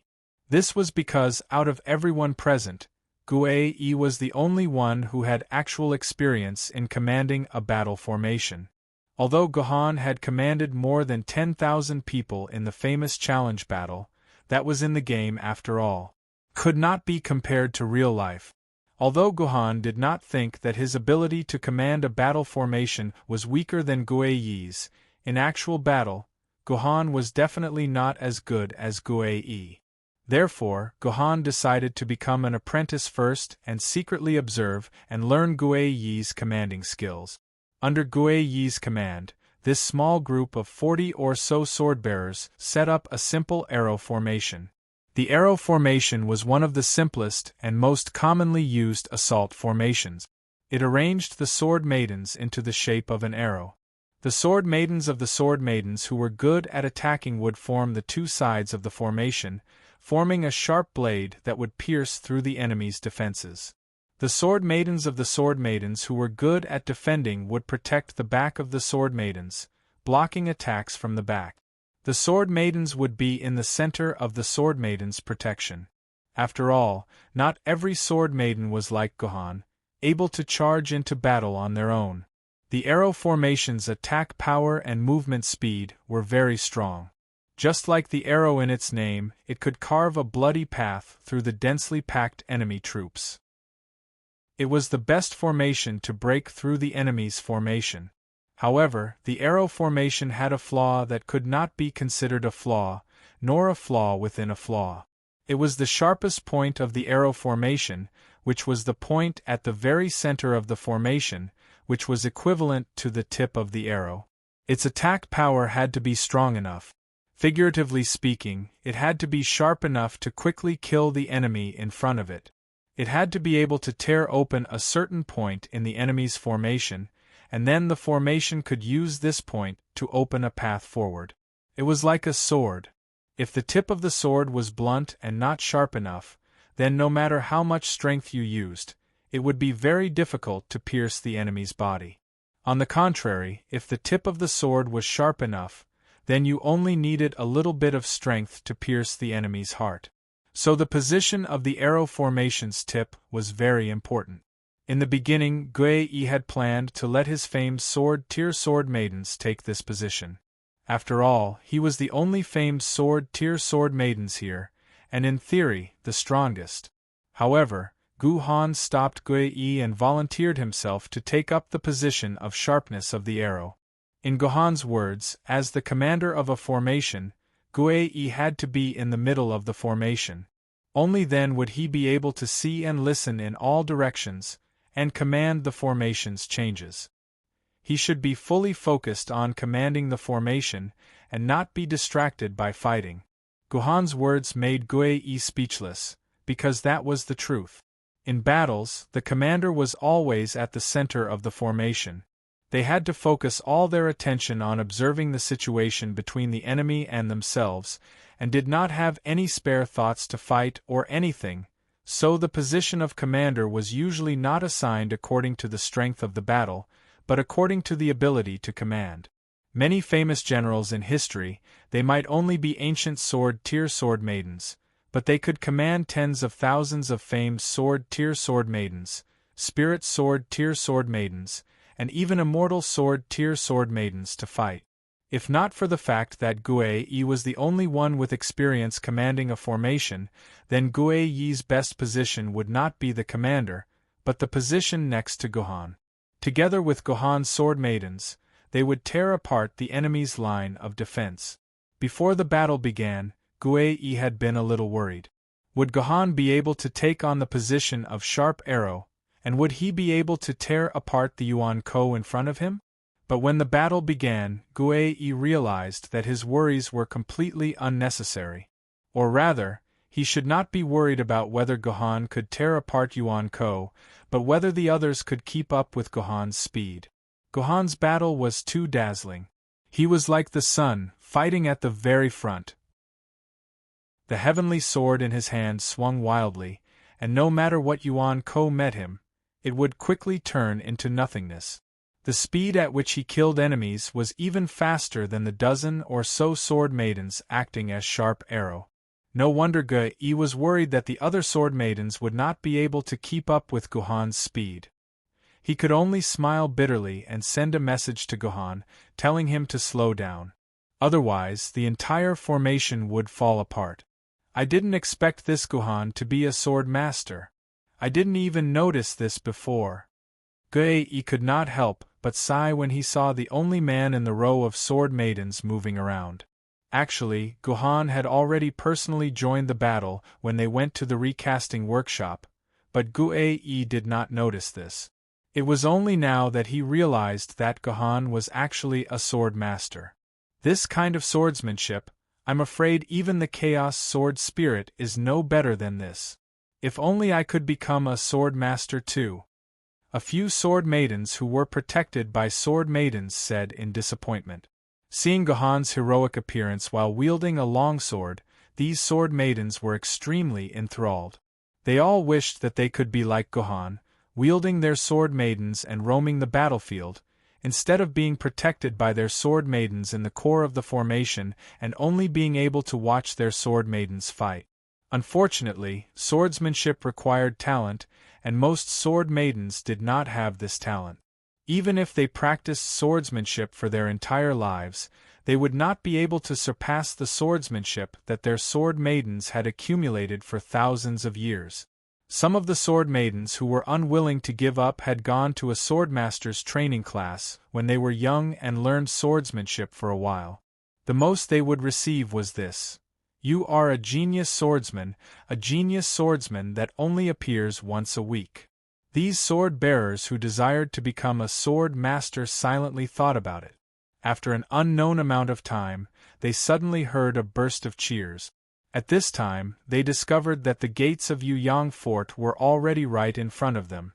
They had already successfully broken through the layers of defenses of Yuyang Fort. They were only one step away from escaping this place. Did we just win? The sword maidens were in disbelief. The battle was completely different from what they had imagined. They had even prepared to fight Yuan Ko with their flesh after the formation was broken through. They even set the success rate of breaking out of the encirclement at 30%. They were fighting with the belief that they would fight to the death. However, to their dismay, they did not even have a few hundred words to describe the battle, yet they had easily broken through the place that they had once regarded as a dangerous place. Naturally, everyone's attention was focused on Gohan, who was still fighting at the front. The guy was not human, he was a monster. Chapter 500. Under Gohan's charge, this team that had been put together at the last minute rushed out of Yuyang Fort unexpectedly smoothly. After leaving Yuyang Fort, the entire terrain became more spacious. Gohan's team could go wherever they wanted to go, and they didn't have to worry about running into a dead end. The remaining Yuan Ko could no longer encircle Gohan's team. It could be said that as long as they made it out of the city gate, Gohan's team would have completely escaped from the crisis of death and could safely return to Yuzhong City. Therefore, when everyone rushed out of the city gate that symbolized life and death, everyone let out a huge sigh of relief. Who would have thought that they, who had been starving and waiting for death in the shelter, could actually escape and return to Yuzhong City? Thinking of this, everyone couldn't help but look at Gohan with gratitude. Because of him, they were able to live again. It wouldn't be an exaggeration to say that Gohan was their second parent. Feeling the grateful gazes of the people around him, Gohan faintly felt a sense of enjoyment. This feeling of being revered by others was really wonderful. Everyone, let's not waste any more time here. Let's hurry back to Yuzhong City, Gohan said to the others after killing a few Yuan Kos by his side. In response, everyone agreed that Gohan's words made sense. It was better to return to Yuzhong City as soon as possible to avoid unnecessary trouble. However, when no one wanted to complicate matters, it often meant that it was time to complicate matters. When the team was less than a kilometer away from Fort Yeyang, suddenly, a towering black tower in the distance attracted everyone's attention. "What is that?" A sword wielder was the first to notice the tower and asked as he pointed at it. "I don't know, I've never seen this thing before." Guei also looked over. In his memory, there was no information about this tower. The others also tried to scan it with their personal terminals, but the results showed that this object needed to be connected to the internet. But now that the entire Yuzhong City's internet was blocked, how could they connect to the internet? Even Gohan himself was stunned when he saw this black tower. He had no idea what this black tower was used for, but he was sure that this black tower definitely didn't exist in the past. "This is the Lonely Tower." Unexpectedly, Uncle Huang said the tower's name. Thanks to Gohan's immortal-grade medical pod, Uncle Huang's legs had recovered. Otherwise, an ordinary medical pod would not have been able to heal Uncle Huang's broken legs. Unfortunately, the immortal-grade medical pod could not be used limitlessly. Ever since it had left the medical pod and entered Gohan's hands, it had been used many times, and the various potions inside were almost used up. By the time Uncle Huang had finished using them, the medical pod had already sent out an alarm. Before they could replenish their supplies, the medical pod could no longer deal with large injuries. "Uncle Huang, do you know about this thing?" Gohan turned his head and asked Uncle Huang. "I know a little." Uncle Huang nodded. In the information passed down by the heaven-shrouding family, the Lonely Tower is a magic tower used by the Temple of the West to block information. As long as this tower is here, other than the Temple of the West's specialized magic messages, most other information will be blocked.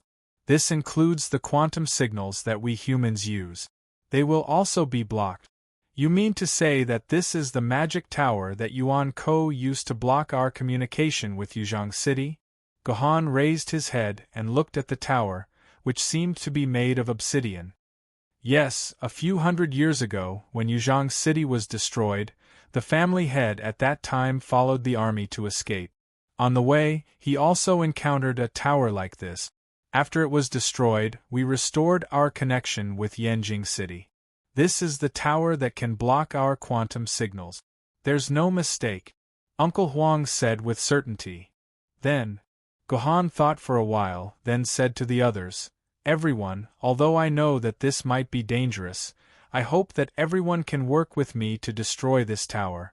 If we can restore Yuzhong City's communication with the outside world, I think it will be of great help to Yuzhong City." "But isn't this very dangerous?" a swordsman said weakly. "I saw a lot of Yuan Ko stationed near the tower." Hey, what are you afraid of? We just broke out of Fort Yuyang. What's there to say about a small broken tower?" a muscular man said disdainfully. "Comrade Gohan, you're right. Destroying this tower will be of great help to Yuzhong City. I will go with you to destroy that tower. We really should destroy this tower. That way, we won't have to return to Yuzhong City. We'll be able to regain communication with Yuzhong City, and we'll be able to find out what's going on in Yuzhong City." Gohan is right. We shouldn't just destroy this tower, we must. Guei added. That's right. Let's go together. They had just broken through Fort Yuyang effortlessly, so they were in high spirit. They all agreed with Gohan's suggestion and clamored to destroy the tower. So, the whole team changed direction and began to advance towards the tower. The ones guarding this lonely tower were not the magical beasts Yuan Ko in Fort Yuyang, but a group of warriors in dazzling armor. Gohan recognized them. They were the Einherjars of the Norse pantheon. Other than the various gods and monsters, the Norse pantheon's main fighting force was their Einherjar system. The Norse pantheon did not have a large number of Templar warriors as cannon fodder like the Greek pantheon.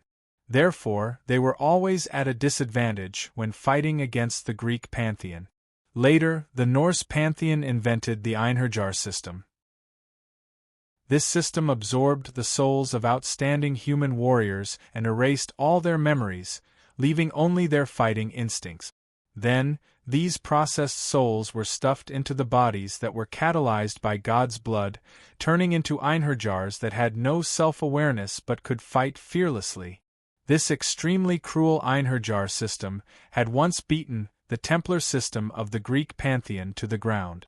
Later, because this method required a large number of humans to be slaughtered, all the sword-bearers above spirit sword level in the 8 base cities were forced to join forces and break into the Norse pantheon's divine kingdom, killing more than half of the Norse pantheon's gods. Among them, the longevity Gyendi directly killed the Norse pantheon's king, Odin. As a result, under the leadership of Loki, the remaining Norse pantheon had no choice but to rely on their former enemy, the Greek pantheon. It was a great irony. Because of this, Loki's hatred for the longevity Gyendi and Yuzhong City was monstrous. After obtaining the divine spark of creation, the first thing he wanted to do was to destroy Yuzhong City. The ones guarding this tower were the remaining Einherjars. They were equivalent to Loki's direct subordinate. From this, one could see the importance of this tower. Otherwise, Loki would not have been willing to place his direct subordinates here. There were about 100 Einherjars guarding this tower. All of them were elites above the ghost level. There were about 30 ghost-level spirit swordsmen, 30 soul-level spirit swordsmen, and 10 soul-level spirit sorcerers. These were the ghost-level and soul-level Yuan co-equivalent to sword-bearers. Above them, there were 20 Flood Dragon-level Yuan co-spirit swordsmen and about 10 Dragon-level spirit sorcerers. The most terrifying one was Yuan Ko, who was sitting at the bottom of the tower with a bow on his back. If Gohan was not mistaken, he should be one of the top 12 Einherjars, the nether-level Yuan Ko spirit archer saint. Not good, we need to retreat immediately. This isn't something we can handle. Even Guei, who was the highest-leveled person in the team, couldn't help but shiver when he saw the Yuan Zhen defending this area. He immediately threw away his previous boldness and asked everyone to retreat. What kind of joke was this? Forget about the heroic spirit sacred archer. Even a random heroic mage would be difficult for Guei to deal with. Not to mention the heroic spirit sacred archer, there was still the heroic spirit sacred archer. Seeing such a terrifying Yuan Ko guarding this place, Guei didn't have the courage to fight anymore. However, Guei was also rejoicing in his heart. If these Yuan Ko weren't guarding this lonely tower, but inside Fort Yuyang, then everyone would have died inside Fort Yuyang. No, it's too late. The spirit archer saint has already discovered us. Suddenly, Gohan appeared in front of Guei and raised his heavenly sword in front of him. Then, Gohan flew back a few meters. Immediately after, an arrow fell to the ground, its feathers still trembling. This arrow was shot by the spirit archer saint. Guei let out a cry of surprise. To be able to shoot such a powerful arrow from such a chaotic distance, there was no doubt that it was the spirit archer saint. Their position had already been exposed. Sure enough, when Guei looked at the lonely tower again, the spirit archer saint had already stood up. The bowstring in his hand was fully drawn once again. Retreat! All of you, retreat! Gohan crawled up from the ground. At this time, the Einherjars had already reacted and began to uniformly charge towards Gohan's hiding place. It's too late. We can't outrun them. One of the Einherjars sighed helplessly. You guys leave. I'll block them. Gohan gripped his heavenly sword and charged towards the charging Einherjars. Retreat. This was the last thing Gohan said. Chapter 501. Come back. Come back right now. Guei's face was covered in tears as he shouted, Gohan sacrificed his life so that we could safely return to Yuzhong City. Are you going to let him down? Do you want his death to be worthless? I think. The sword wielder gritted his teeth, his eyes filled with determination. Yuzhong City does not lack a sword wielder like me. On the other hand, it's Gohan who will be lonely on the road to hell. I want to accompany him. For a normal sword wielder, the best way to deal with this situation was to immediately switch to a sword mistress. If a treasured sword-grade sword mistress's personal shield was gone, then they would use an ancient sword-grade sword mistress to fight. In short, they had to quickly repair their personal shield, and not let their body be exposed to direct attack. F***ck, I must have gone crazy today.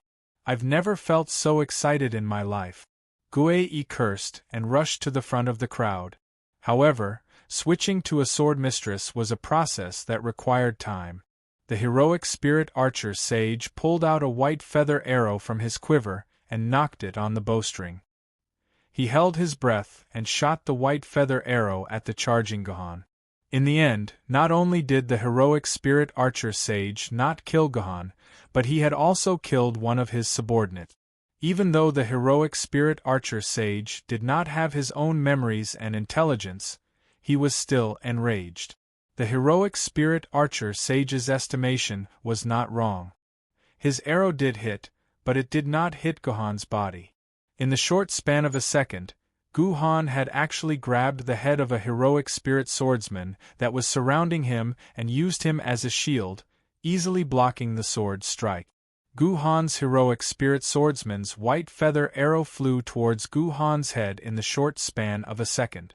Gohan had actually grabbed the head of a heroic spirit swordsman that was attacking him and used it as a shield in front of him, easily blocking the sword's strike. Normally, a famed sword's personal shield would be weak in front of a Nether Yuan Ko, but it should be able to withstand 10 to 20 attacks. No matter how weak it was, it could not be destroyed by a Nether Yuan Ko in one hit. This was something only a Meteor Yuan Ko could do. Since he had the power to kill him, then he would kill him first. The heroic spirit archer sage decided to let Gohan know what fear was. The duration of this process was determined by the sword wielder's proficiency in controlling the sword mark. A skilled person would only need 5 seconds to finish this, but a clumsy person might not even be able to finish him in 5 minutes. But there was one thing that was undeniable. This process would take at least 2 seconds, and these 2 seconds were enough for the heroic spirit swordsman to slash him a dozen times. Gohan realized that he seemed to have overestimated his strength. If he did not use the yin-yang sword technique, Gohan might really be surrounded and killed here. This heroic spirit archer saint seemed to see Gohan staring at him, as if he wanted to get rid of him first.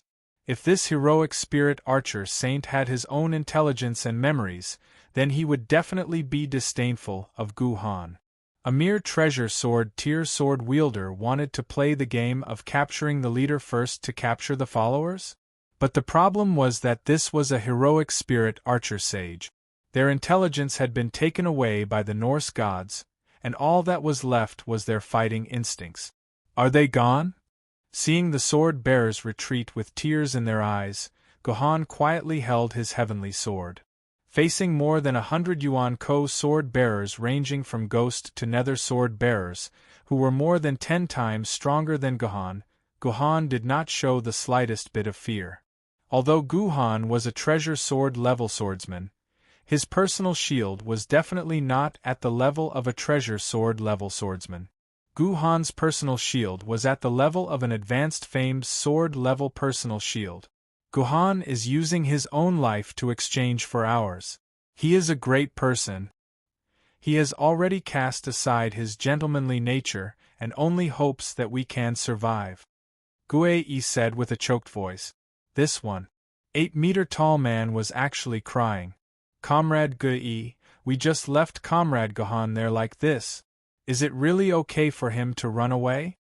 Amidst the frenzied crowd of sword wielders, a sword wielder asked Gue with a face full of shame. How terrifying was a single arrow from a nether sword bearer? The unfortunate phantom spirit swordsman was the best proof. It was just an arrow, but when it penetrated the sword bearer's body, it was like a meat grinder, grinding the phantom spirit swordsman's chest into a pile of meat from the inside. The phantom spirit swordsman was sucked into the dimensional vortex on the spot. The sword bearers should have gone far by now. I can finally take out my Doyu sword now. Gohan decided to stop hiding the existence of the Doyu sword.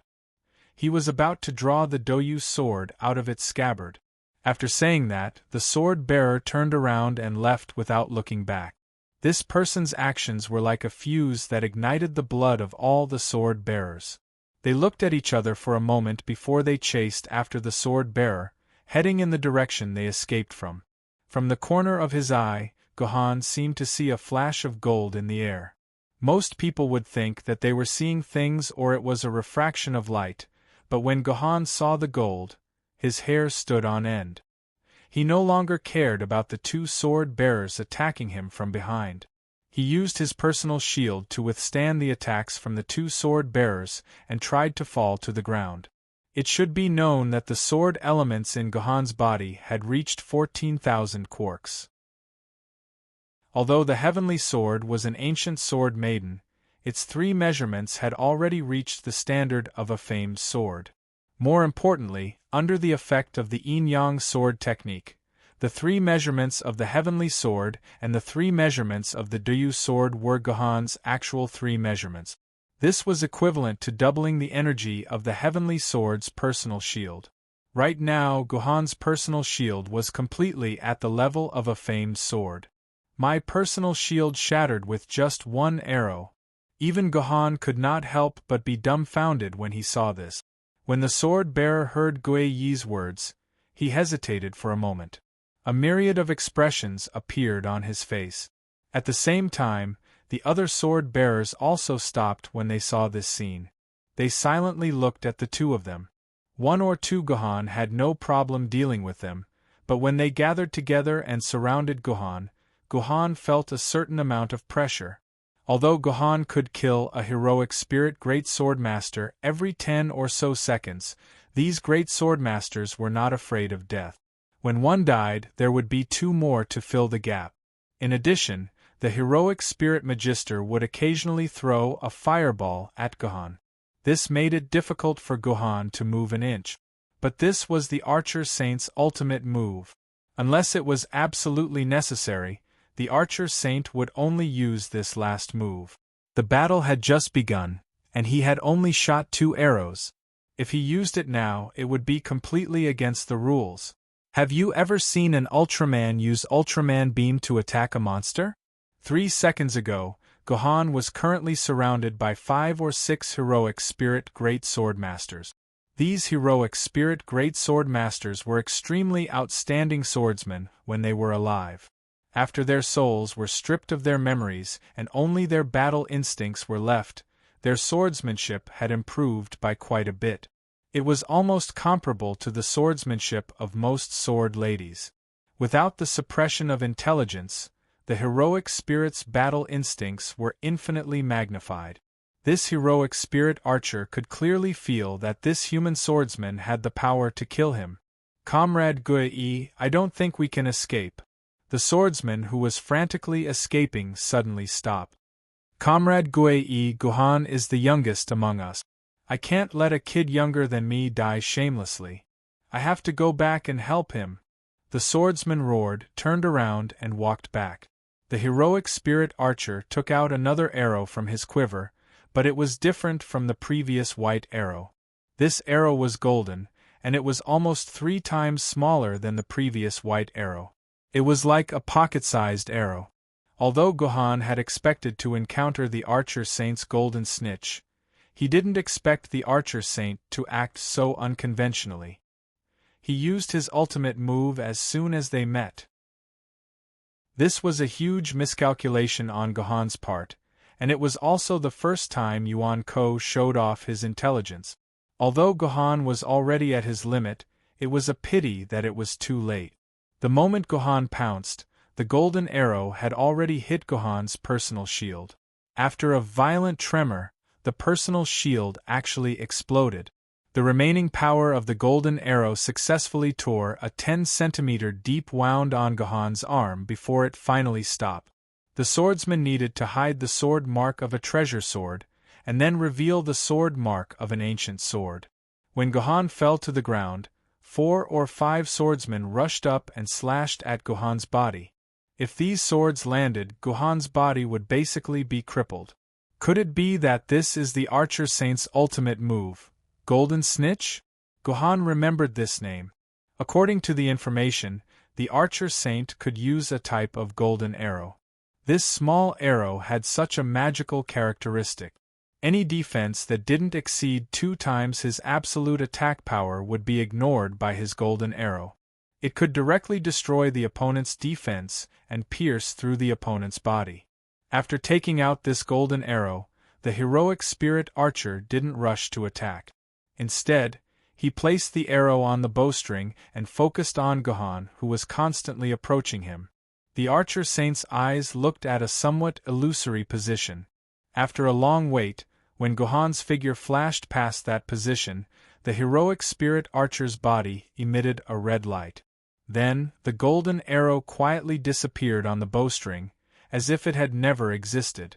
The heroic spirit archer saint was confident that this arrow would not be able to be dodged and would definitely take it head-on.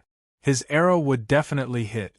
For Gohan, it wasn't that he couldn't beat Yuan Ko, as long as he got rid of the Archer Saint first, but this was the reality. Under the heroic spirit Archer's arrow, he turned into pieces. Chapter 502. The Sacred Archer looked at Gohan, who was surrounded by the heroic spirits without saying a word. In his mind, Gohan was already a dead man. There had never been a sword-tier swordsman who could survive his golden snitch. Moreover, there were so many heroic spirits surrounding him. If the opponent's shield was broken, the swordsman's body would be chopped into pieces in less than a second. Unfortunately, Gohan was the main character. Others needed at least 2 seconds to change their sword scars, but Gohan didn't even need 0.1 seconds. The moment the shield was broken, Gohan placed his hand on the hilt of the Doyu sword, and a new shield appeared. In between, there was only a 0.1 second gap. This was also the strength of the yin-yang sword technique. The sword scars of the Doyu sword and the heavenly sword were linked together. There was no need to change the sword scars at all to freely choose between the Doyu sword and the heavenly sword. Therefore, when the sacred archer, who was a little tired from using the golden snitch, raised his head and saw the heroic spirits surrounding Gohan suddenly being overturned and torn into pieces by the sword chi that filled the sky, the sacred archer was stunned. Even if he didn't have any intelligence, he began to doubt this world. Was the sword-tier swordsman in front of him really a sword-tier swordsman? You asked for it. Dozens of Gohan's sword chi gushed out, instantly killing all the heroic spirits and heroic spirit swordsmen surrounding him. After having 14,000 quarks of sword essence, the sword chi of the abyss that required 100 quarks of sword essence was no longer a luxury for Gohan. Gohan could also release dozens of sword chi in one breath, instantly killing a large number of enemies. At a time that was unimaginable a few days ago, every sword chi of the abyss was extremely precious to Gohan, and he had to use it carefully. A mere 4,000 quarks of sword essence was not enough for Gohan to squander. Now Gohan could finally experience the feeling of being a nouveau riche. However, Gohan didn't use dozens of sword chis just to experience the feeling of being a tycoon. The reason he did so was to quickly clear out the melee warriors blocking his way and open up a path to the archer sage. The heroic spirit archer saint's golden snitch was indeed a very powerful skill. If it wasn't for Gohan's yin-yang sword art, then Gohan would have most likely turned into minced meat. Although the golden snitch was strong, its weakness was also very obvious. Just like now, after using the golden snitch, the heroic spirit archer saint fell into a period of weakness because using the golden snitch required a lot of energy. According to the information of the predecessors, after using the golden snitch, the heroic spirit archer saint should be weakened for at least 10 seconds. During this period, whether it was attack speed, movement speed, or hit rate, the heroic spirit archer saint would be greatly weakened. It was even worse than the soul grade Yuan Ko. This gave Gohan the best chance to win. Within 10 seconds, as long as Gohan could get close to the heroic spirit archer saint and seriously injure him within 10 seconds, the heroic spirit archer saint would only have a dead end. Seeing Gohan get up from the ground and rush toward him, the heroic spirit archer saint immediately reacted and understood what Gohan wanted to do. In these 10 seconds, he could not let Gohan get close to him. 0 second.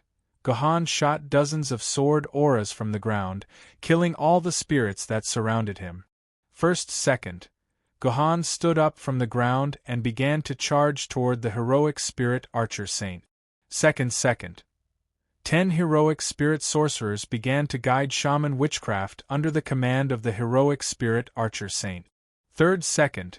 Gohan was 500 meters away from the heroic spirit archer saint.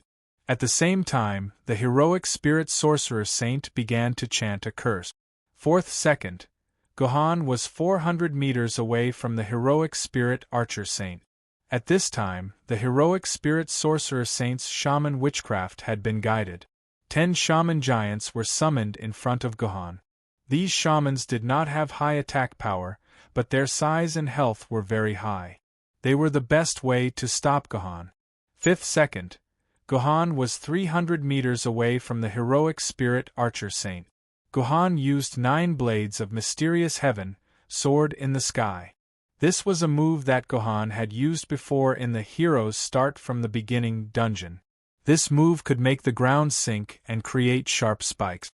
It was the best way for Gohan to stop his enemies. At that time, he had trapped the 3 Egyptian gods underground for a while. As a result, the 10 shaman giants that were supposed to stop Gohan were stopped underground by Gohan.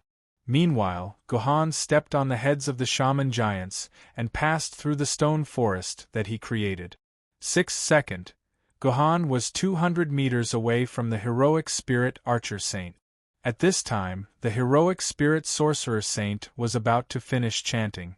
7th second, Gohan was 100 meters away from the heroic spirit archer saint. The heroic spirit sorcerer saint had prepared a large-scale water spell, Deep Sea. This spell turned the ground under Gohan's feet into a lush green lake. With Gohan as the center, the dry rocky ground within 100 meters had actually turned into a pond.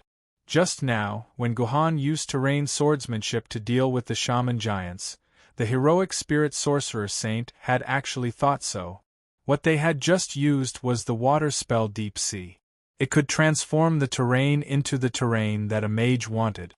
Without the support of the ground, unless Gohan could fly, he would immediately sink into the pond. He wouldn't be able to take another step forward. In the 8th second, Gohan sank to the bottom of the lake. The heroic spirit archer saint let out a sigh of relief. As long as he had 2 more seconds, he would be able to recover most of his spirit. He would be able to use his invincible archery to teach Gohan a lesson. The remaining heroic spirit swordsmen and sword masters would also be able to surround Gohan. At that time, the heroic spirit archer saint would be able to rest easy. In the 9th second, the hundreds of square meters of lake water disappeared. Gohan jumped up from the bottom of the lake and pointed his sword at the heroic spirit archer saint's forehead. At this time, Gohan was less than 10 meters away from the heroic spirit archer saint. In the 10th second, the heroic spirit archer saint hurriedly raised the bow in his hand. This was an ancient divine bow made from the bones and meridians of the ancient giants. It was extremely hard. Even if the nether rank Yuan Ko wanted to destroy this bow, he would need to spend several hours attacking it. As long as the heroic spirit archer saint could use this bow to block Gohan's sword, he would be able to hold on for 10 seconds. After recovering his speed, he would immediately be able to escape from Gohan's attack range. Fool, in close combat, your bow is useless. Gohan coldly snorted. The Doyu sword in his hand released a dazzling sword light. 9 swords of mysterious heaven, sword dipper. Gohan directly used his strongest single-target killing move. He also injected 9,000 quarks of his remaining 10,000 quarks into the Doyu sword. The sword dipper didn't have a fixed consumption of sword essence. As long as you put in more sword essence, it could cause more damage. In the blink of an eye, Gohan's Doyu sword passed through the gap between the bow and the arrow, directly stabbing into the heroic spirit archer saint's body from the forehead. The heroic spirit archer saint's eyeballs rolled up and turned white like a dead fish's. Then, as one of the 12 strongest heroic spirit warriors, the ultimate cannon fodder of the Norse gods, the nether rank Yuan Ko heroic spirit archer saint died under Gohan's Doyu sword. Brother Gohan, if we live together. If we die together. At this time, the sword-bearers who had returned to fight alongside Gohan also returned to the battlefield. As soon as they arrived, they saw a scene that they had never imagined. They imagined that Gohan was in a difficult battle, that Gohan was covered in wounds, and that Gohan had died under the siege of Yuan Ko. The best they could imagine was that Gohan was surrounded by a group of heroic spirits, and retreated in an orderly manner. But they never imagined that Gohan would actually kill his way to the nether rank Yuan Ko, and that nether rank Yuan Ko was kneeling in front of Gohan like a slave. King. Seeing this scene, seeing the nether rank Yuan Ko kneeling in front of Gohan, and Gohan's sword pointing at the other party's body, P.S. Due to the angle, they couldn't see that Gohan's sword had pierced through Yuan Ko's forehead. They could only feel that Gohan's sword was pointing at the other party's body. Some of the sword-bearers could not help but spit out such words. In their eyes, the real Gohan was like a king, and the nether rank Yuan Ko kneeling in front of them was a stepping stone for the king to ascend to the throne. At that moment, the dimensional vortex appeared above Gohan. Only then did they realize that the nether rank Yuan Ko hadn't submitted to Gohan. Instead, he had died under Gohan's sword. Following that, Gohan quickly pulled out the Doyu sword and inserted it into the dimensional vortex. After absorbing the sword essence inside, he quickly sheathed it back into the scabbard and held the heaven-reliant sword in his hand again. The entire process was as smooth as flowing water. He did his best to prevent others from noticing that the sword in his hand was not heaven-reliant sword. Everyone, let's talk about our problems later. How about we eliminate the remaining Yuan Ko first? When Gohan saw the sword-bearers running back, he knew that they wanted to live and die with him. He couldn't help but feel touched. Unfortunately, now wasn't the time to chat. There were still dozens of Yuan Ko here, including 10 dragon-rank heroic spirit mages. If they weren't careful, these sword-bearers might die under the spells of the heroic spirit mages. In the next 10 minutes, Gohan fought the 10 heroic spirit mages alone, while the remaining sword-bearers killed the remaining Einherjars under Guei Yi's command. Both sides cooperated very well. Finally, the Lonely Tower was completely cleared of the Yuan Ko defending it. This meant that Yuzhong City was once again in the hands of humans. Chapter 503. Gohan, it's great that you're alright. When all of the Yuan Kos were killed, Guei Yi brought the swordsman to Gohan's side and met up with him. Boss Gohan. You're so awesome. How did you do it? Yeah, Boss Gohan, my heart almost jumped out of my chest when I saw you kill that nether rank Yuan Ko. How did you do it? Boss, there's no need to say anything else. From now on, you're my boss. Please tell us the method you used to deal with Yuan Yen. These sword-bearers were all talking at once. The core of their conversation was to figure out how Gohan had killed this archer saint. But unknowingly, the way they addressed Gohan had changed many times, from Mr. Gohan to Comrade Gohan, then to Brother Gohan, and finally to Boss Gohan. Gohan was the youngest among them, but almost everyone called him boss so naturally. From this, it could be seen that Gohan's position in the team was completely different. Even to Guei Yi, very few members would call him boss. Actually, the reason why Gohan was able to kill that nether-rank Yuan Ko so easily was mostly because the Holy Archer was courting death. Normally, the Holy Archer would constantly use ordinary white feather arrows to surround and kill Gohan, as well as the various skills of the Magisters and Wizards to exhaust Gohan. If that was the case, if Gohan wanted to win, he would have to summon 1 or 2 nether-rank Yuan Kos from the trial circle to help him. However, this Holy Archer felt good about himself and directly used his ultimate move, causing himself to enter a weakened state. This gave Gohan the opportunity to kill him in a short 10 seconds. This was something that the Holy Archer didn't expect even at the moment of his death. From this point of view, it was not unreasonable for Ultraman to save their ultimate move for the last big boss in anime, television, or novels. The one who used their ultimate move first would die first. Who knew who made this rule? Of course, Gohan couldn't tell these curious swordsmen about the real battle. This was because Gohan couldn't explain how he managed to change sword marks in a second, nor could he explain why he had 2 sword maidens, Doyu and Heaven Reliance. Fortunately, Gohan already knew that the swordsman would ask him this question, and had already prepared a perfect explanation. We're all smart people. I'm just a treasured sword wielder, how could I defeat a nether rank Yuan Ko? Gohan smiled bitterly. His acting was perfect. To tell you the truth, I came back from the trial circle left behind by Zhetian Jiendi. I obtained a few sword chi crystals left behind by His Majesty Zhetian in the trial circle.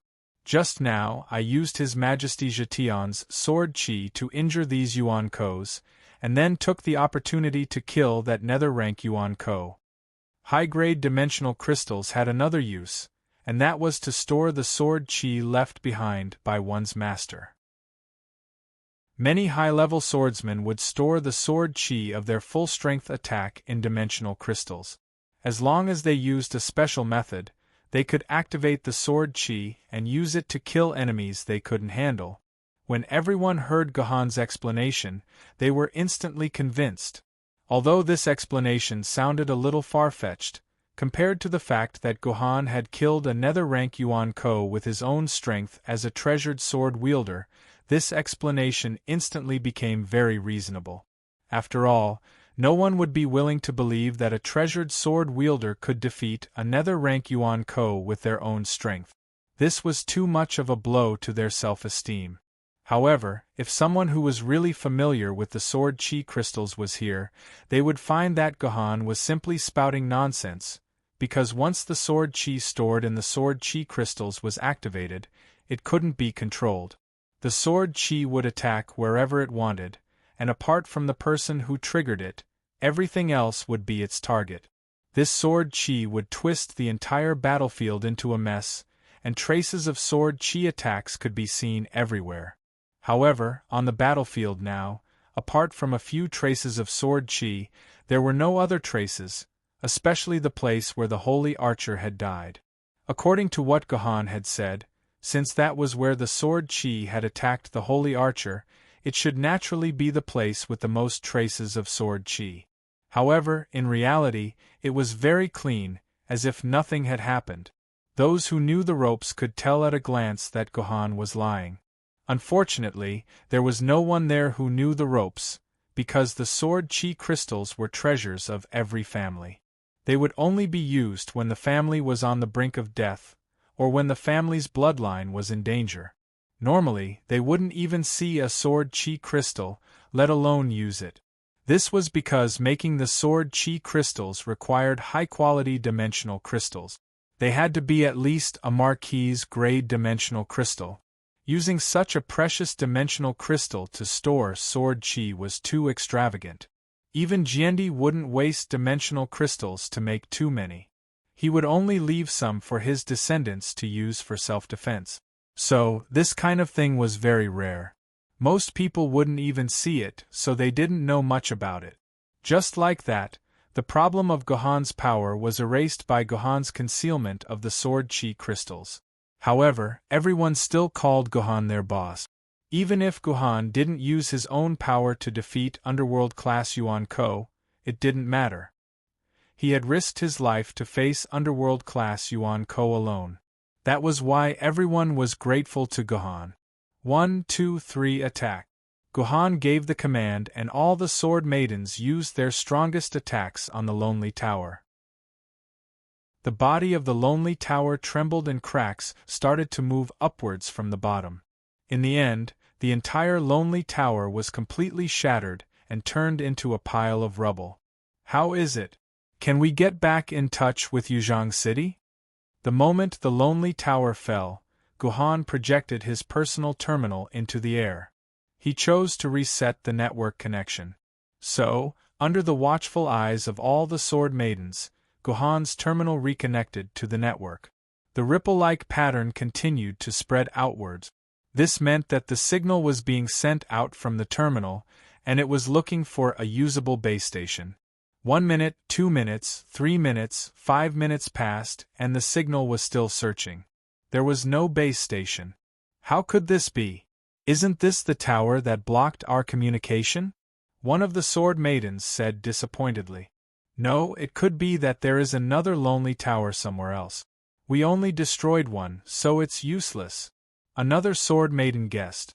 Just as Gohan was beginning to lose hope of getting back in touch with Yuzhang City, The ripple suddenly began to vibrate. Then, a green dot appeared on the screen. This meant that the terminal had finally found a usable base station. Quick! Contact Yuzhong City! Quick! Seeing this, everyone was so excited that they almost cried. Finally, after so long, they could finally get back in touch with Yuzhong City. They could finally talk to their loved ones. Hello? Is this Yuzhong City? Hello? Is this Yuzhong City's communication center? Please respond if you hear me. Please respond if you hear me. Guhan dialed the number of Yuzhong City's communication center, but there was no response. Mom. Mom. It's me, can you hear me? One of the sword maidens dialed his family's number, but there was also no response. Seeing this situation, the other sword bearers all dialed the number of their relatives, wanting to restore contact with them in Yuzhong City. However, without exception, all the calls were answered with a blank tone. Something strange happened.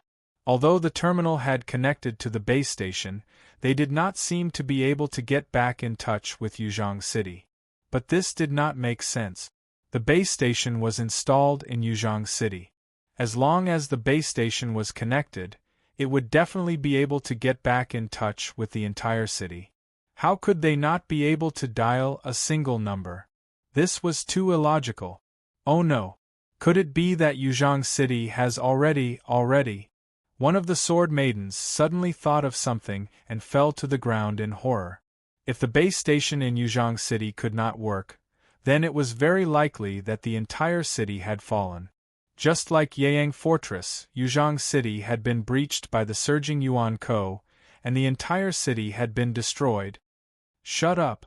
We haven't figured out the situation yet, so stop spouting nonsense. Seeing that everyone's morale had been disturbed by the sword maiden's words, Gui hurriedly scolded the sword maidens. Then what should we do now? Everyone looked at Guhan and Gui.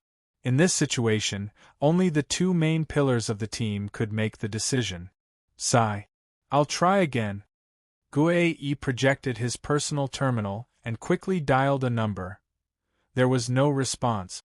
Gui dialed another number. There was still no response. When Gui dialed the third number without any hope, unexpectedly, a beeping sound came from the other end of the communication device. Everyone heard this sound for a moment. Finally, it was no longer a dead tone. Finally, they could hear the beeping sound. This meant that the call had been made. Now, it was up to the owner of the personal terminal on the other end of the communication device to pick up the call. Motherf *Ker, who dares to call me at this time? If there's nothing urgent, when I return to Yuzhong City, I'll lock you up in the disciplinary commission for discipline inspection. On the other end of the communication device was the hot-tempered voice of a man. The voice on the other end of the communication device was unclear because there were many other sounds mixed in. There were explosions, flames, wind, roars, and screams. It sounded like the other end was on a battlefield. Chapter 504. Gui became excited when he heard the noise in the background. Obviously, he recognized the owner of the voice. Master, it's me, Master. I didn't think I'd be able to speak to Master, this is great. Gui said excitedly. Wait. You are. The voice on the other end of the call suddenly stopped. All that could be heard were the sounds of battle in the background. After about 10 seconds, the voice spoke again. Just like Gui, his voice was also very excited. Gui, you're Gui. You brat, you're actually still alive. It's my master. Thanks to Master and Brother Guhan's blessings, I, Gui, am able to come out of Fort Yuyang alive. I, Gui, am able to come out alive. Gui, this one, 8M tall man, was on the verge of tears as he spoke. Ha ha ha ha. Good brat, I told you you wouldn't die. You won't die. The person on the other end of the call laughed wildly. This person was the pleated sword spirit, a spiritual sword-rank swordsman who was in charge of defending Fort Yuyang. Not sure if everyone noticed, But the way Guei addressed the pleated sword spirit was a little special. He addressed the pleated sword spirit as master. This meant that Guei had already joined the pleated sword spirit's private force. That was why he addressed the pleated sword spirit as master and servant. This was a form of address that only existed in a private army. This meant that Guei had already joined the pleated sword spirit's private army and became a member. For a swordsman who aspired to become an emperor and become Jiendi, a private army was something that had to be formed. This was because the synchronization between emperor swords and sword ladies was not as simple and clear as ancient swords, treasured swords, and famed swords. Sword wielders who were determined to become Jiendi would have to go through a series of complicated processes and battles before they could ascend to the throne. Although every Jiendi's ascension process was different, one thing was the same. The sword-bearer who attempted to become emperor had to have his own private army to have a chance of success. In history, there were only 4 Jiendis who succeeded in ascending the throne without forming a private army. However, their situations were special and couldn't be mentioned in the same breath. All in all, after the 5 Jiendis, every Jiendis had their own private army before ascending the throne, and their private army played an extremely important role in their ascension process. For Guhan, who aspired to become Jiendi, it was only a matter of time before he formed his own private army.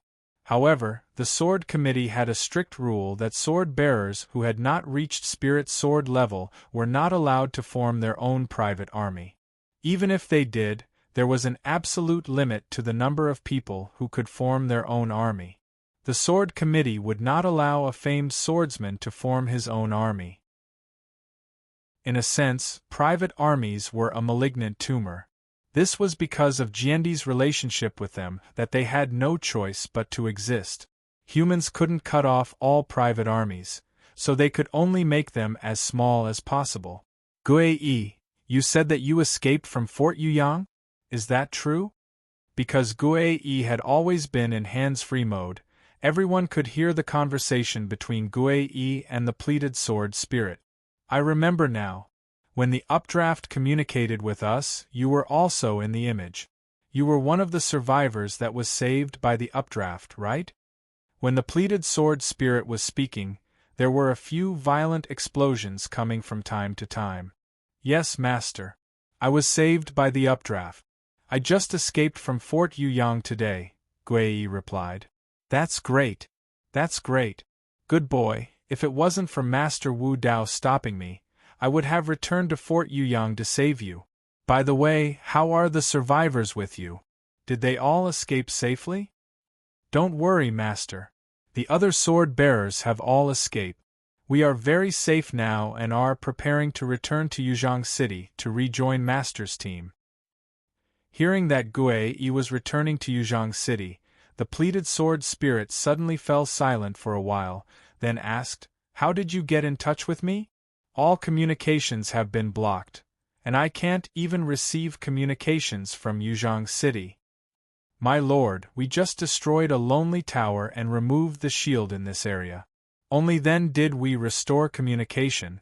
But my lord, it's fine if we can't contact Yuzhang City, but why can't you contact Yuzhang City either? Are you not in Yuzhang City now? It's a long story. I'll tell you when I see you.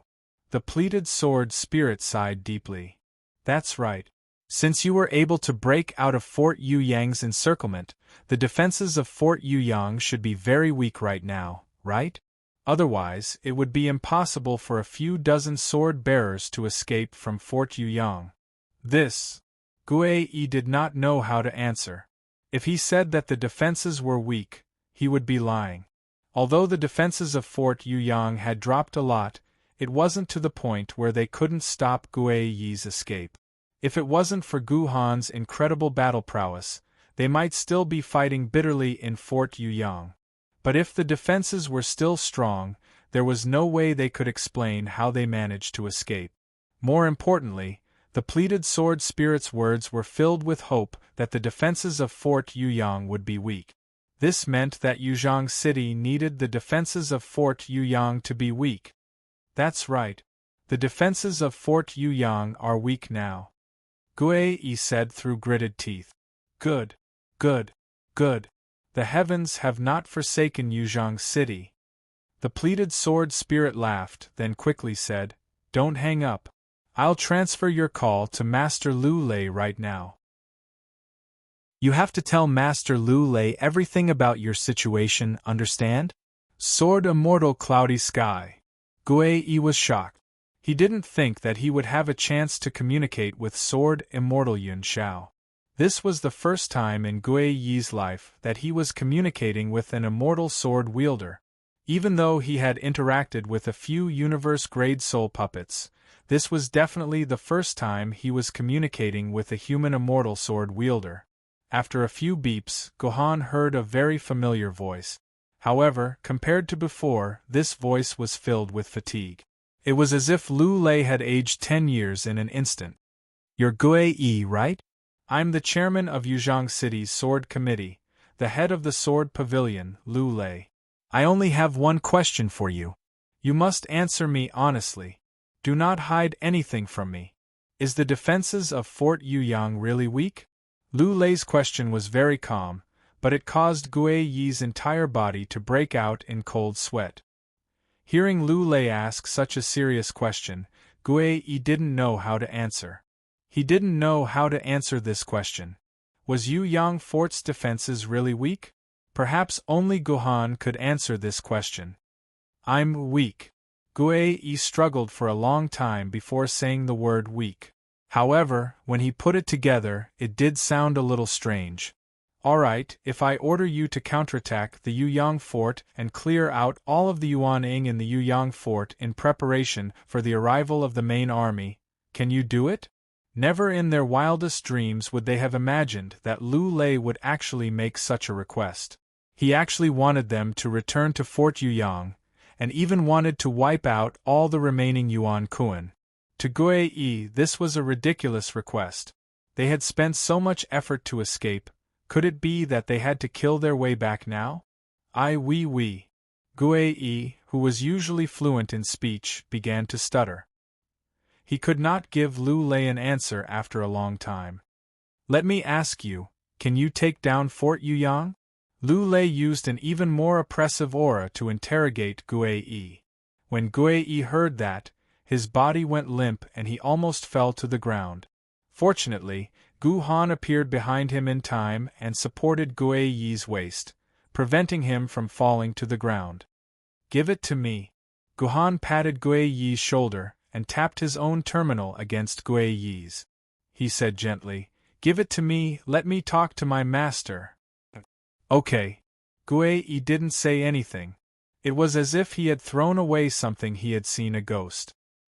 He tapped his personal terminal on Gohan's personal terminal and transferred the call to Gohan's personal terminal. Who are you? What right do you have to talk to me?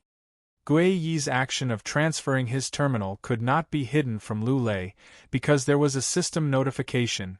Master, it's me, Gohan. Gohan also turned on hands-free, allowing everyone to hear his conversation with Lu Lei. Good disciple. Why are you there? On the other side of the call, Lu Lei was shocked. He never thought that his disciple would appear here at this time. Master, I'll answer that question when I have time. Right now, I just want to tell you one thing. Gohan paused for a moment, then said with incomparable determination, Master, this disciple promises you that this disciple will definitely take down the Yuyang stronghold. Lu Lei was silent for a long time. Good disciple, were you the one who saved Gui and the others? It was me. Gohan smiled. It was just a coincidence. It was mainly because of Gui and the others. If you don't save yourself, the heavens won't save you. Good. I believe in you. Lu Lei said happily. I believe in you. Since you are the person chosen by His Majesty Shroud Heaven, you will definitely be able to help Yuzhang City overcome this crisis. You have 30 minutes to take back Fort Yuyang with your brothers. Then, hold the fort until our army arrives. Do you understand? Yes, I understand. Gohan's words were like a mountain range. so firm that the people who heard it immediately put down the doubts in their hearts. "Master, if I may be so bold as to ask, what exactly happened? Why do you look so tired?" "I'm worried about your health," Gohan asked with concern. He could tell that Yuzhong City was in big trouble. "Nothing." Although Lu Lei said that it was nothing, he didn't say a word and hung up the communication directly. "Brother Guhan, what's going on?" After ending the call, Guei asked Guhan in a very brainless manner. "It's nothing good. The whole of Yuzhong City is going to change." Guhan turned and walked in the direction of Fort Yuyang. "Let us complete our mission for Yuzhong City." Chapter 505. Even though he was returning to Fort Yuyang and reclaiming the humans' fort, it wasn't hard to imagine how difficult it would be with just 40 people. Let alone 40 people, any normal person would wish they had 400 people under their command. However, when he turned around, he didn't call for anyone to follow him. He just silently walked back by himself. He knew that some people didn't want to go back. He didn't want to say it out loud and be a bad person. In reality, after Gohan started walking, the rest of the sword bearers automatically followed behind Gohan without saying a word. As the saying goes, a warrior doesn't speak, only blood and sword. The Yuan Ko didn't expect Gohan and the others to return. There weren't even a few Yuan Ko at the gate. Gohan and his men easily re-entered Fort Yuyang.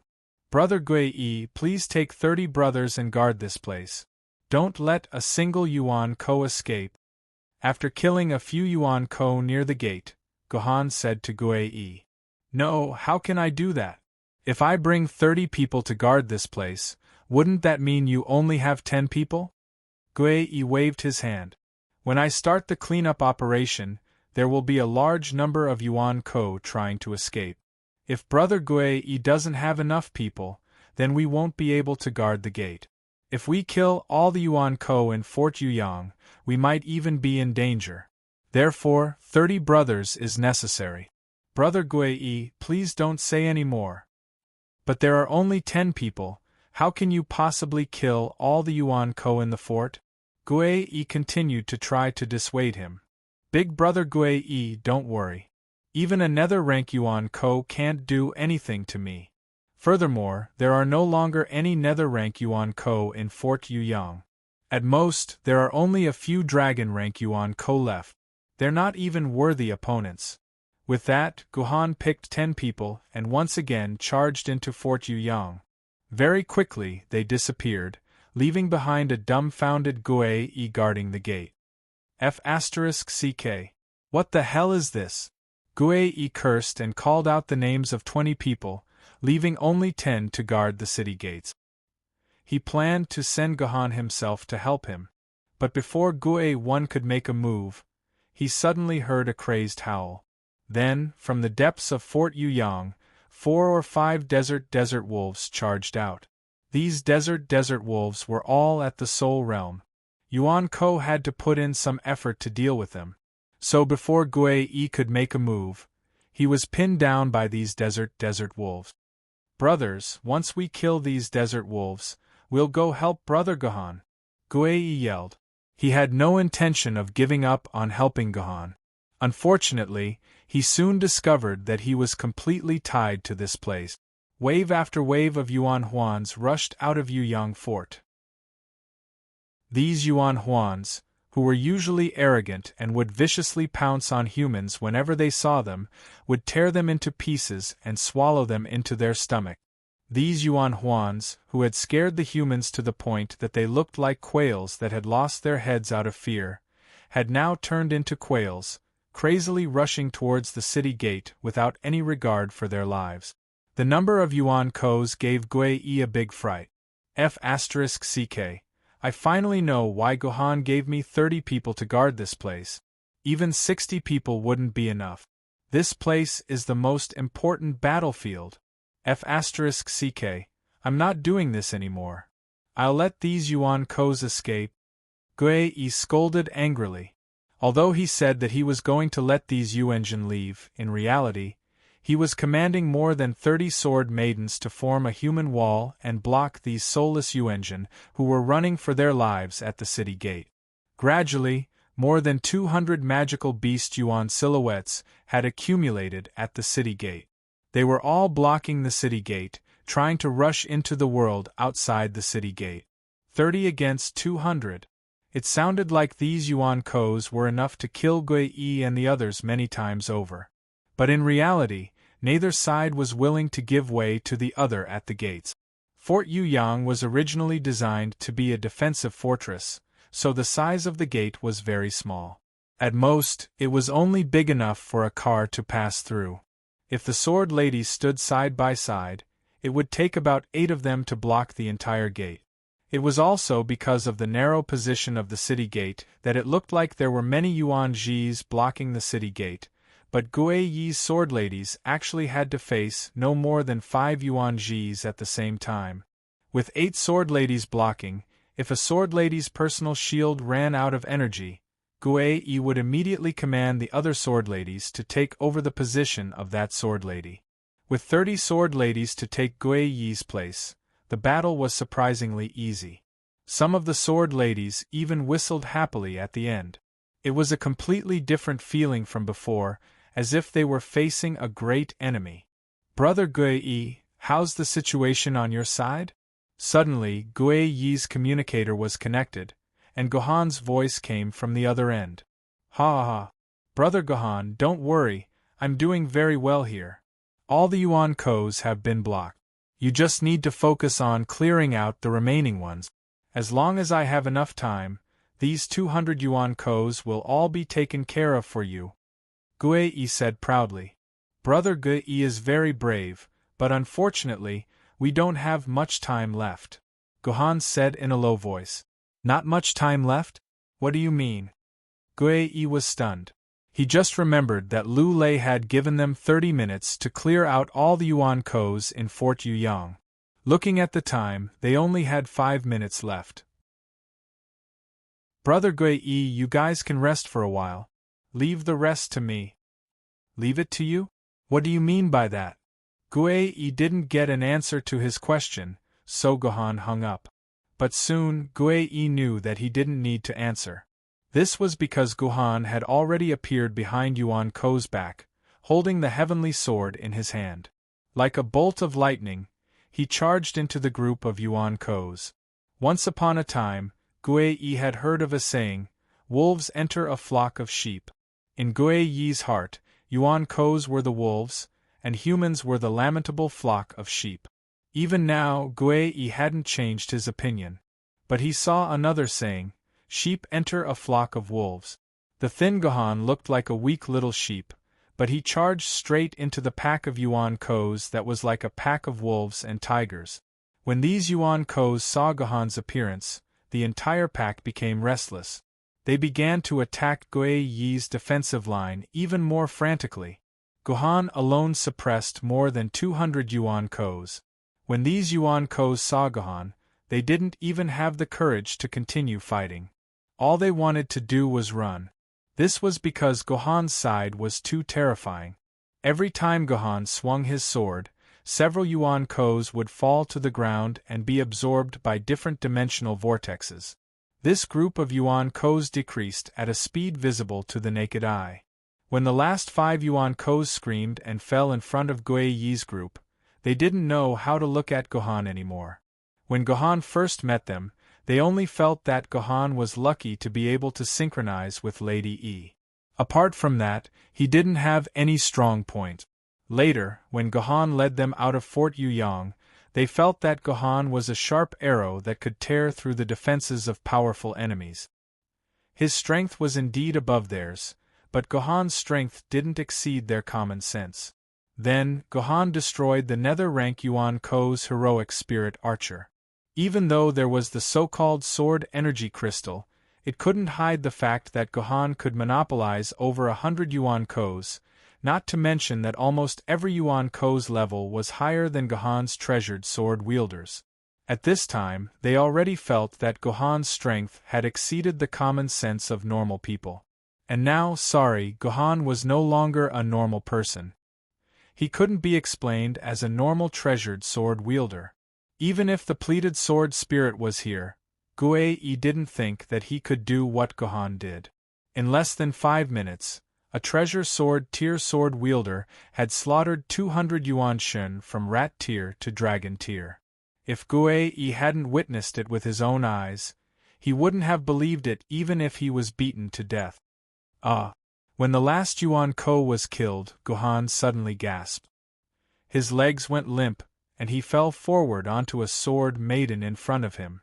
This sword maiden was a man-made sword maiden. She didn't have her own consciousness. Without her master's command, even though Gohan's face was stuck between her breasts, she didn't say a word and let Gohan stick there. Brother Gohan, what's wrong? Did you overuse your sword essence? Are you okay? Guei hurriedly rushed up to support Gohan's shoulders and pushed him up. Guei saw an expression that he would remember for the rest of his life. At this time, Gohan's face was completely red. His eyes seemed to be burning with desire. That's right, it was desire. It was the desire of a man to find a place to burrow. Seeing Gohan's gaze, Guei subconsciously tightened his legs. He was afraid that Gohan's desire would suddenly burn him. You guys guard the gate, I'm going to rest for a bit. Feeling Guei's muscles, Gohan seemed to be a little more awake. After saying this to Guei, he ran back into the fortress, found a random house, and entered it. He didn't come out again. That was close. Guei silently rubbed his butt. If Gohan really made a request, he really didn't know whether he should reject it or not. Chapter 506. Gohan could no longer control the fire of lust in his body, or in other words, the fire of lust had already exceeded the level that Gohan could control. Getting rid of all the Yuan Shen in Fort Yuyang in half an hour, and getting rid of the Yuan Shen blocking the entrance in 5 minutes. This was even more amazing than Gohan getting rid of a dark-level Yuan Shen. Even with the support of the Yin-Yang sword secret, Gohan could not do this. Therefore, Gohan had no choice but to use his forbidden skill, the 3 green lotus swords. The green lotus 3 swords sounded like 3 powerful sword moves, but that was not the case. Only the third move of the green lotus 3 swords was a real sword move. The first 2 moves were not sword moves at all. They were more like auxiliary secret skills. Gohan had only forcefully practiced the first sword of the 3 green lotus swords. Because he could not control the fire of lust in his body, Gohan gave up. However, the 3 green lotus swords was different from other sword skills. If you practiced other sword skills, you could improve, or if you practiced it, you could not improve, and even if you practiced it, you might even fall behind. In short, it was like a cold and beautiful girl, you had to pursue her to have a chance of getting her. However, the 3 green lotus swords was a crazy girl, and a serious one at that. Even if Gohan did not practice it, it would automatically circulate in Gohan's body, unless Gohan used his consciousness to forcibly stop the circulation of the sword essence in his body. Normally, Gohan would purposely separate a bit of his consciousness to control the 3 green lotus swords' circulation. However, there would always be times when Gohan could not divert his attention to control it, and at those times, the 3 green lotus swords would silently circulate. Until he entered the Yuyang fort, he had almost mastered the first sword of the 3 green lotus swords. However, Lu Lei's order had left Gohan with no other choice but to proactively practice the green lotus 3 swords. As a result, in just 1 minute, Gohan had mastered the first sword of the green lotus 3 swords. The first move of the green lotus 3 strikes was called Green Lotus White Root Body. It sounded like a very elegant name, but its effect was also very cool. It could increase Gohan's perception and body control by 100 times. What did that mean? Under the state of Green Lotus White Root Body, Gohan could sense everything within a few kilometers, from a Yuan Ko running past to 2 dung beetles mating. These things could not be hidden from Gohan. This was only for the outside, but for the inside, Gohan could even feel the activity of every cell in his body. And with his control increased by 100 times, his body could make nano-level movement. What was a nano-level movement? For example, Gohan could make the sword in his hand move by a nanometer, and he could even make a single strand of his hair bend freely. Although there was no increase in absolute power, under the condition of the green lotus white root body, the use of power had reached a level where not a drop of water leaked out, and not a single drop was wasted. Moreover, every single one of Gohan's sword attacks could hit Yuan Ko's weakest and most critical spots.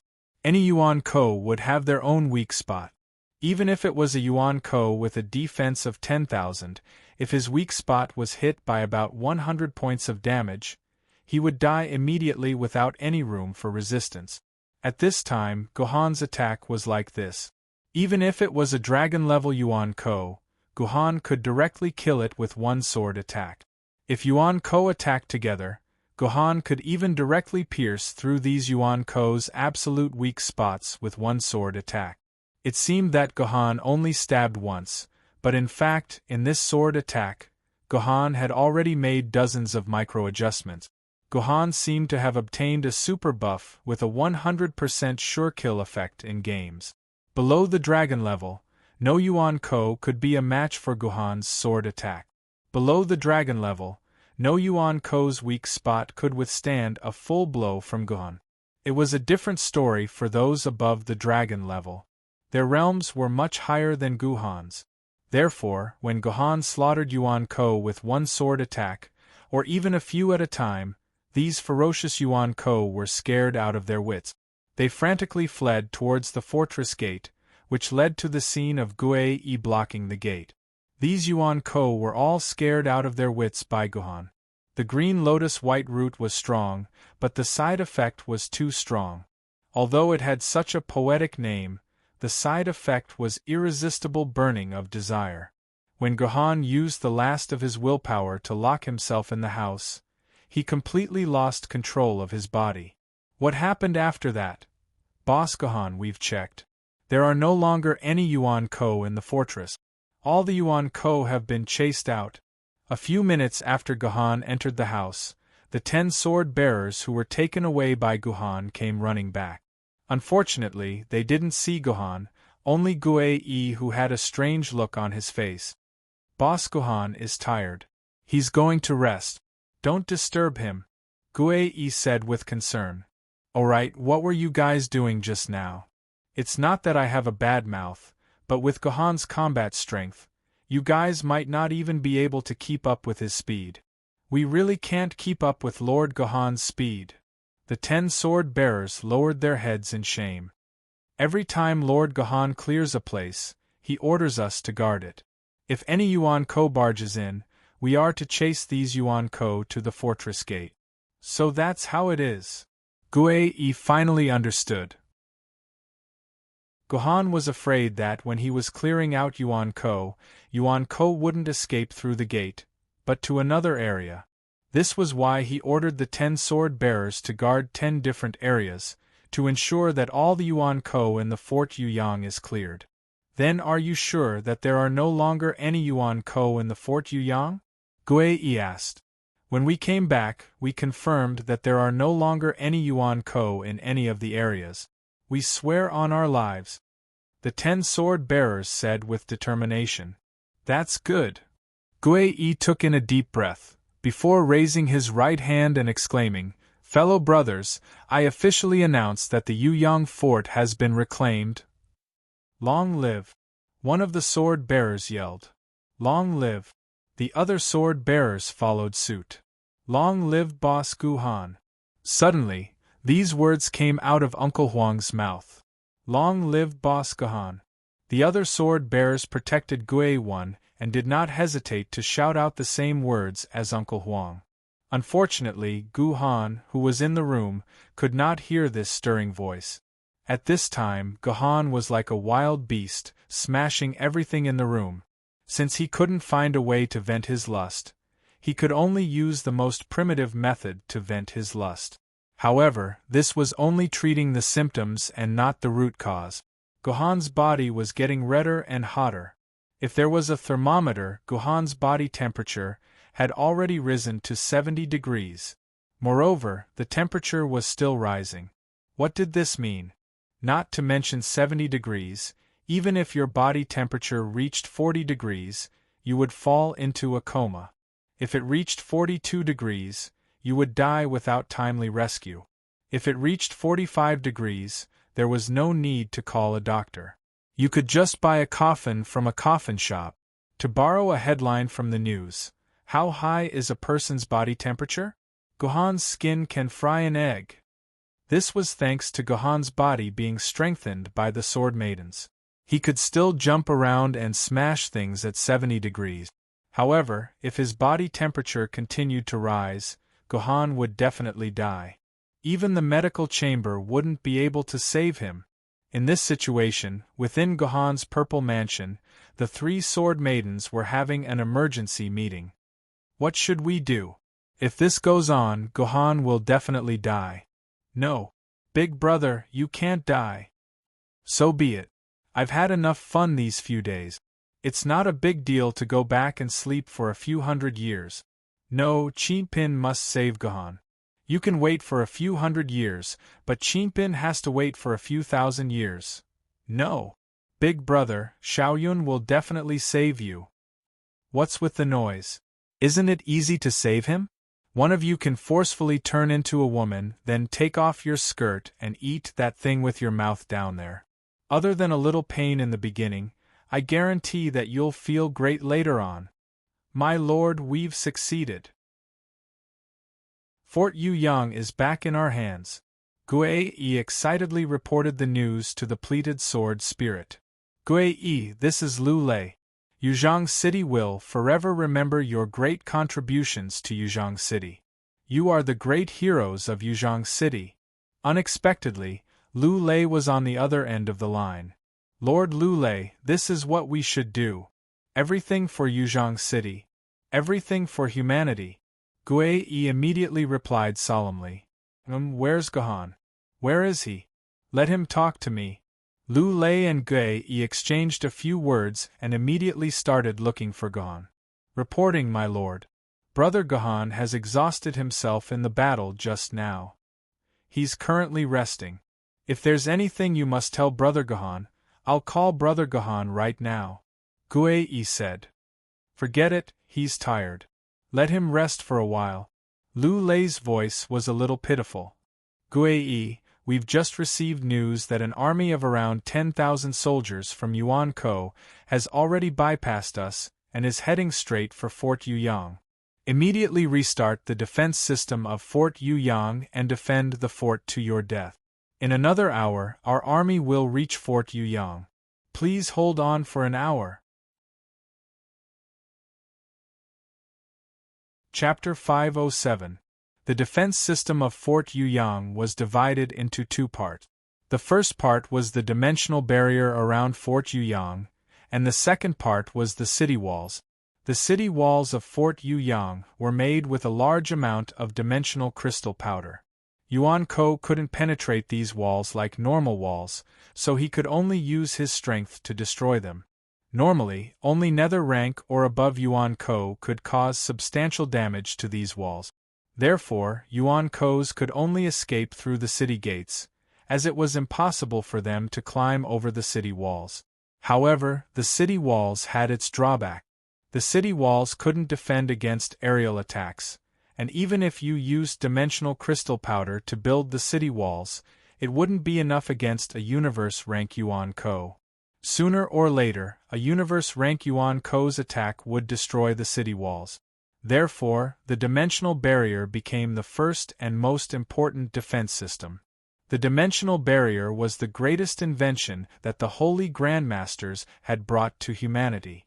The dimensional barrier could store human sword essence, and through a series of complicated processes, it could transform the sword essence into something similar to the energy of a shield, in other words, the dimensional barrier. Under normal circumstances, Even an emperor's sword could only convert 1 quart of sword essences into 20 points of shield energy. However, with the dimensional barrier system developed by the Holy Grandmasters, 1 quart of sword essences could be converted into 50 to 1,000 points of shield energy. This was humanity's ultimate defense against Yuan Ko. Because of the dimensional barrier's high conversion rate, 100 sword bearers could defend against 1,000 Yuan Ko's attacks for a day. It was also because of the dimensional barrier system that Yuan Ko's attacks couldn't be carried out. Out of 10 attacks, only 1 would be able to tear a hole in the dimensional barrier. Since ancient times, there had only been 5 attacks that could completely conquer a city. The production of the dimensional wall system was extremely complicated and required a large amount of manpower and material resources to produce.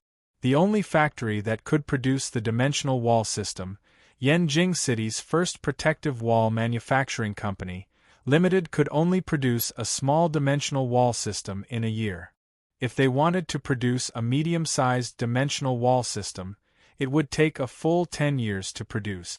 As for the legendary super wall protection system used by the base city, it would take about 50 years to build. However, the number 1 wall protection company in Yanjing City had not produced a base city-level super wall protection system for 400 years. It was unknown whether they would be able to produce it again. Currently, Yanjing City's first wall manufacturing company mainly produced small dimensional barrier system. The price was so expensive that it required 1 billion RMB and 10 million hero coins to buy a small dimensional barrier system. Even with such a terrifying price, the first wall manufacturing company's products were in short supply. Many forces had stationed their people around Yanjing City's first wall manufacturing company for a long time. They would spend 365 days a year building a good relationship with the company's leadership in order to get their hands on the dimensional barrier system produced the following year. Yuyang Fortress used such a small-scale dimensional wall system. It was an antique created 300 years ago. The conversion rate between sword essence and shield energy was about 1/60, and the maximum amount of sword essence stored was only 1 million quarks, which was equivalent to 60 million shield energy at most. It was considered a very trashy small-scale dimensional wall system. However, even such a trashy system had taken the ancestors of Yuzhong City around 10 years to create it from the hands of the first wall manufacturing company. If it wasn't for the fact that the people of Yuzhong City had successfully competed with the Sword Emperor and ascended to the throne, the first wall manufacturing company probably wouldn't have agreed to sell it to Yuzhong City. The correct way to use the dimensional barrier system was for the sword bearers to stand on the wall and use the sword essence collection system installed on the wall to transfer the sword essence in their bodies to the dimensional barrier system. Then, their sword ladies would fight outside the dimensional barrier system. Once the sword lady's shield was broken, they would immediately retreat into the dimensional barrier system and wait for the shield to recover. This was the correct way to use the dimensional barrier system. However, they never would have thought that 4 universe-level Yuan Li would lead tens of thousands of Yuan Li to launch a surprise attack on the Yuyang fort. The sword bearers didn't even have the time to stand on the wall and inject their sword essence into the wall before the 60 million energy shield was broken. The Yuyang fort lost the protection of the wall, and the sword bearers could only rely on the wall to defend. In the end, the wall quickly collapsed and the Yuyang fort fell just like that. The dimensional barrier system, which was the most important part of Yuyang City's defense, didn't even have the chance to display its advantages before it was destroyed. Gui felt very unhappy when he thought of this. As a veteran who had been stationed at Yuyang Fortress for many years, Gui was very clear about the internal situation of Yuyang Fortress. The dimensional barrier system of Yuyang Fortress was stored 50 meters underground, and it was protected by 50 meters of 50% dimensional crystal stone alloy. Unless a flood realm Yuan Ko came personally or spent half a year attacking continuously, they wouldn't be able to touch the dimensional barrier system. Loki didn't seem to be interested in destroying the dimensional barrier system. When Guei and his men arrived at the core of the dimensional barrier system in the command center, the entire dimensional barrier system was still working perfectly. Even the collection system outside was not damaged. Awesome! Now I can directly use the dimensional barrier system. Guei shouted excitedly in his heart. If the external collection system was destroyed, then Guei would have to open the protective layer of the dimensional barrier and input sword essence from the internal sword essence collection system. This would undoubtedly waste a lot of time, and whether or not he could complete the reactivation of the dimensional barrier before Yuan Yan's troops arrived was still a big question mark. System, begin reactivation. Guei placed his hand on a control panel and gave his command. Soon, an electronic voice could be heard. Scanning your fingerprint, please wait. Scan complete. The order was issued by the famed sword-level sword wielder, Guei. Your fingerprint has been confirmed. Scanning your iris. Please open your eyes and don't blink too often. Scan complete. Your identity has been confirmed for the second time. Welcome, Guei. You have level 3 authority and can restart the dimensional barrier system. The dimensional barrier system is reactivating. Warning! Warning! Insufficient sword essence in the system. Insufficient sword essence in the system. Storage is less than 10,000 quarks. The system cannot be reactivated. Please transfer the sword essence into your body through the collection system immediately. Everyone, place your palms on the collection system. We must let our enemies know that Yuyang Fortress will not fall into our hands a second time. My body. Gohan slowly stood up from the ground. However, Gohan's clothes were no longer on his body. They were neatly stacked in a corner of the room. Gohan's body was completely naked. His little brother was also swaying back and forth, looking like it had run out of bullet. What's going on? Could it be that I've already? Gohan grabbed his little brother and rubbed it. There was no reaction at all. It didn't seem like he was burning with lust before. Gohan then looked at the Zhen-Qi of the 3 strikes of the green lotus in his body. It was very docile. There was no sense of restlessness. It was as weak as a little sheep. Gohan finally confirmed that the negative effects of using the first strike of the 3 strikes of the green lotus were over. At the very least, he wouldn't have to worry about the backlash of the 3 strikes of the green lotus for a long time. However, how did Gohan get rid of the lust in his body? A bad premonition emerged in Gohan's heart. Gohan wanted to stand up from the ground, but his legs suddenly felt weak. Several of the meridians in his legs gave off a faint pain.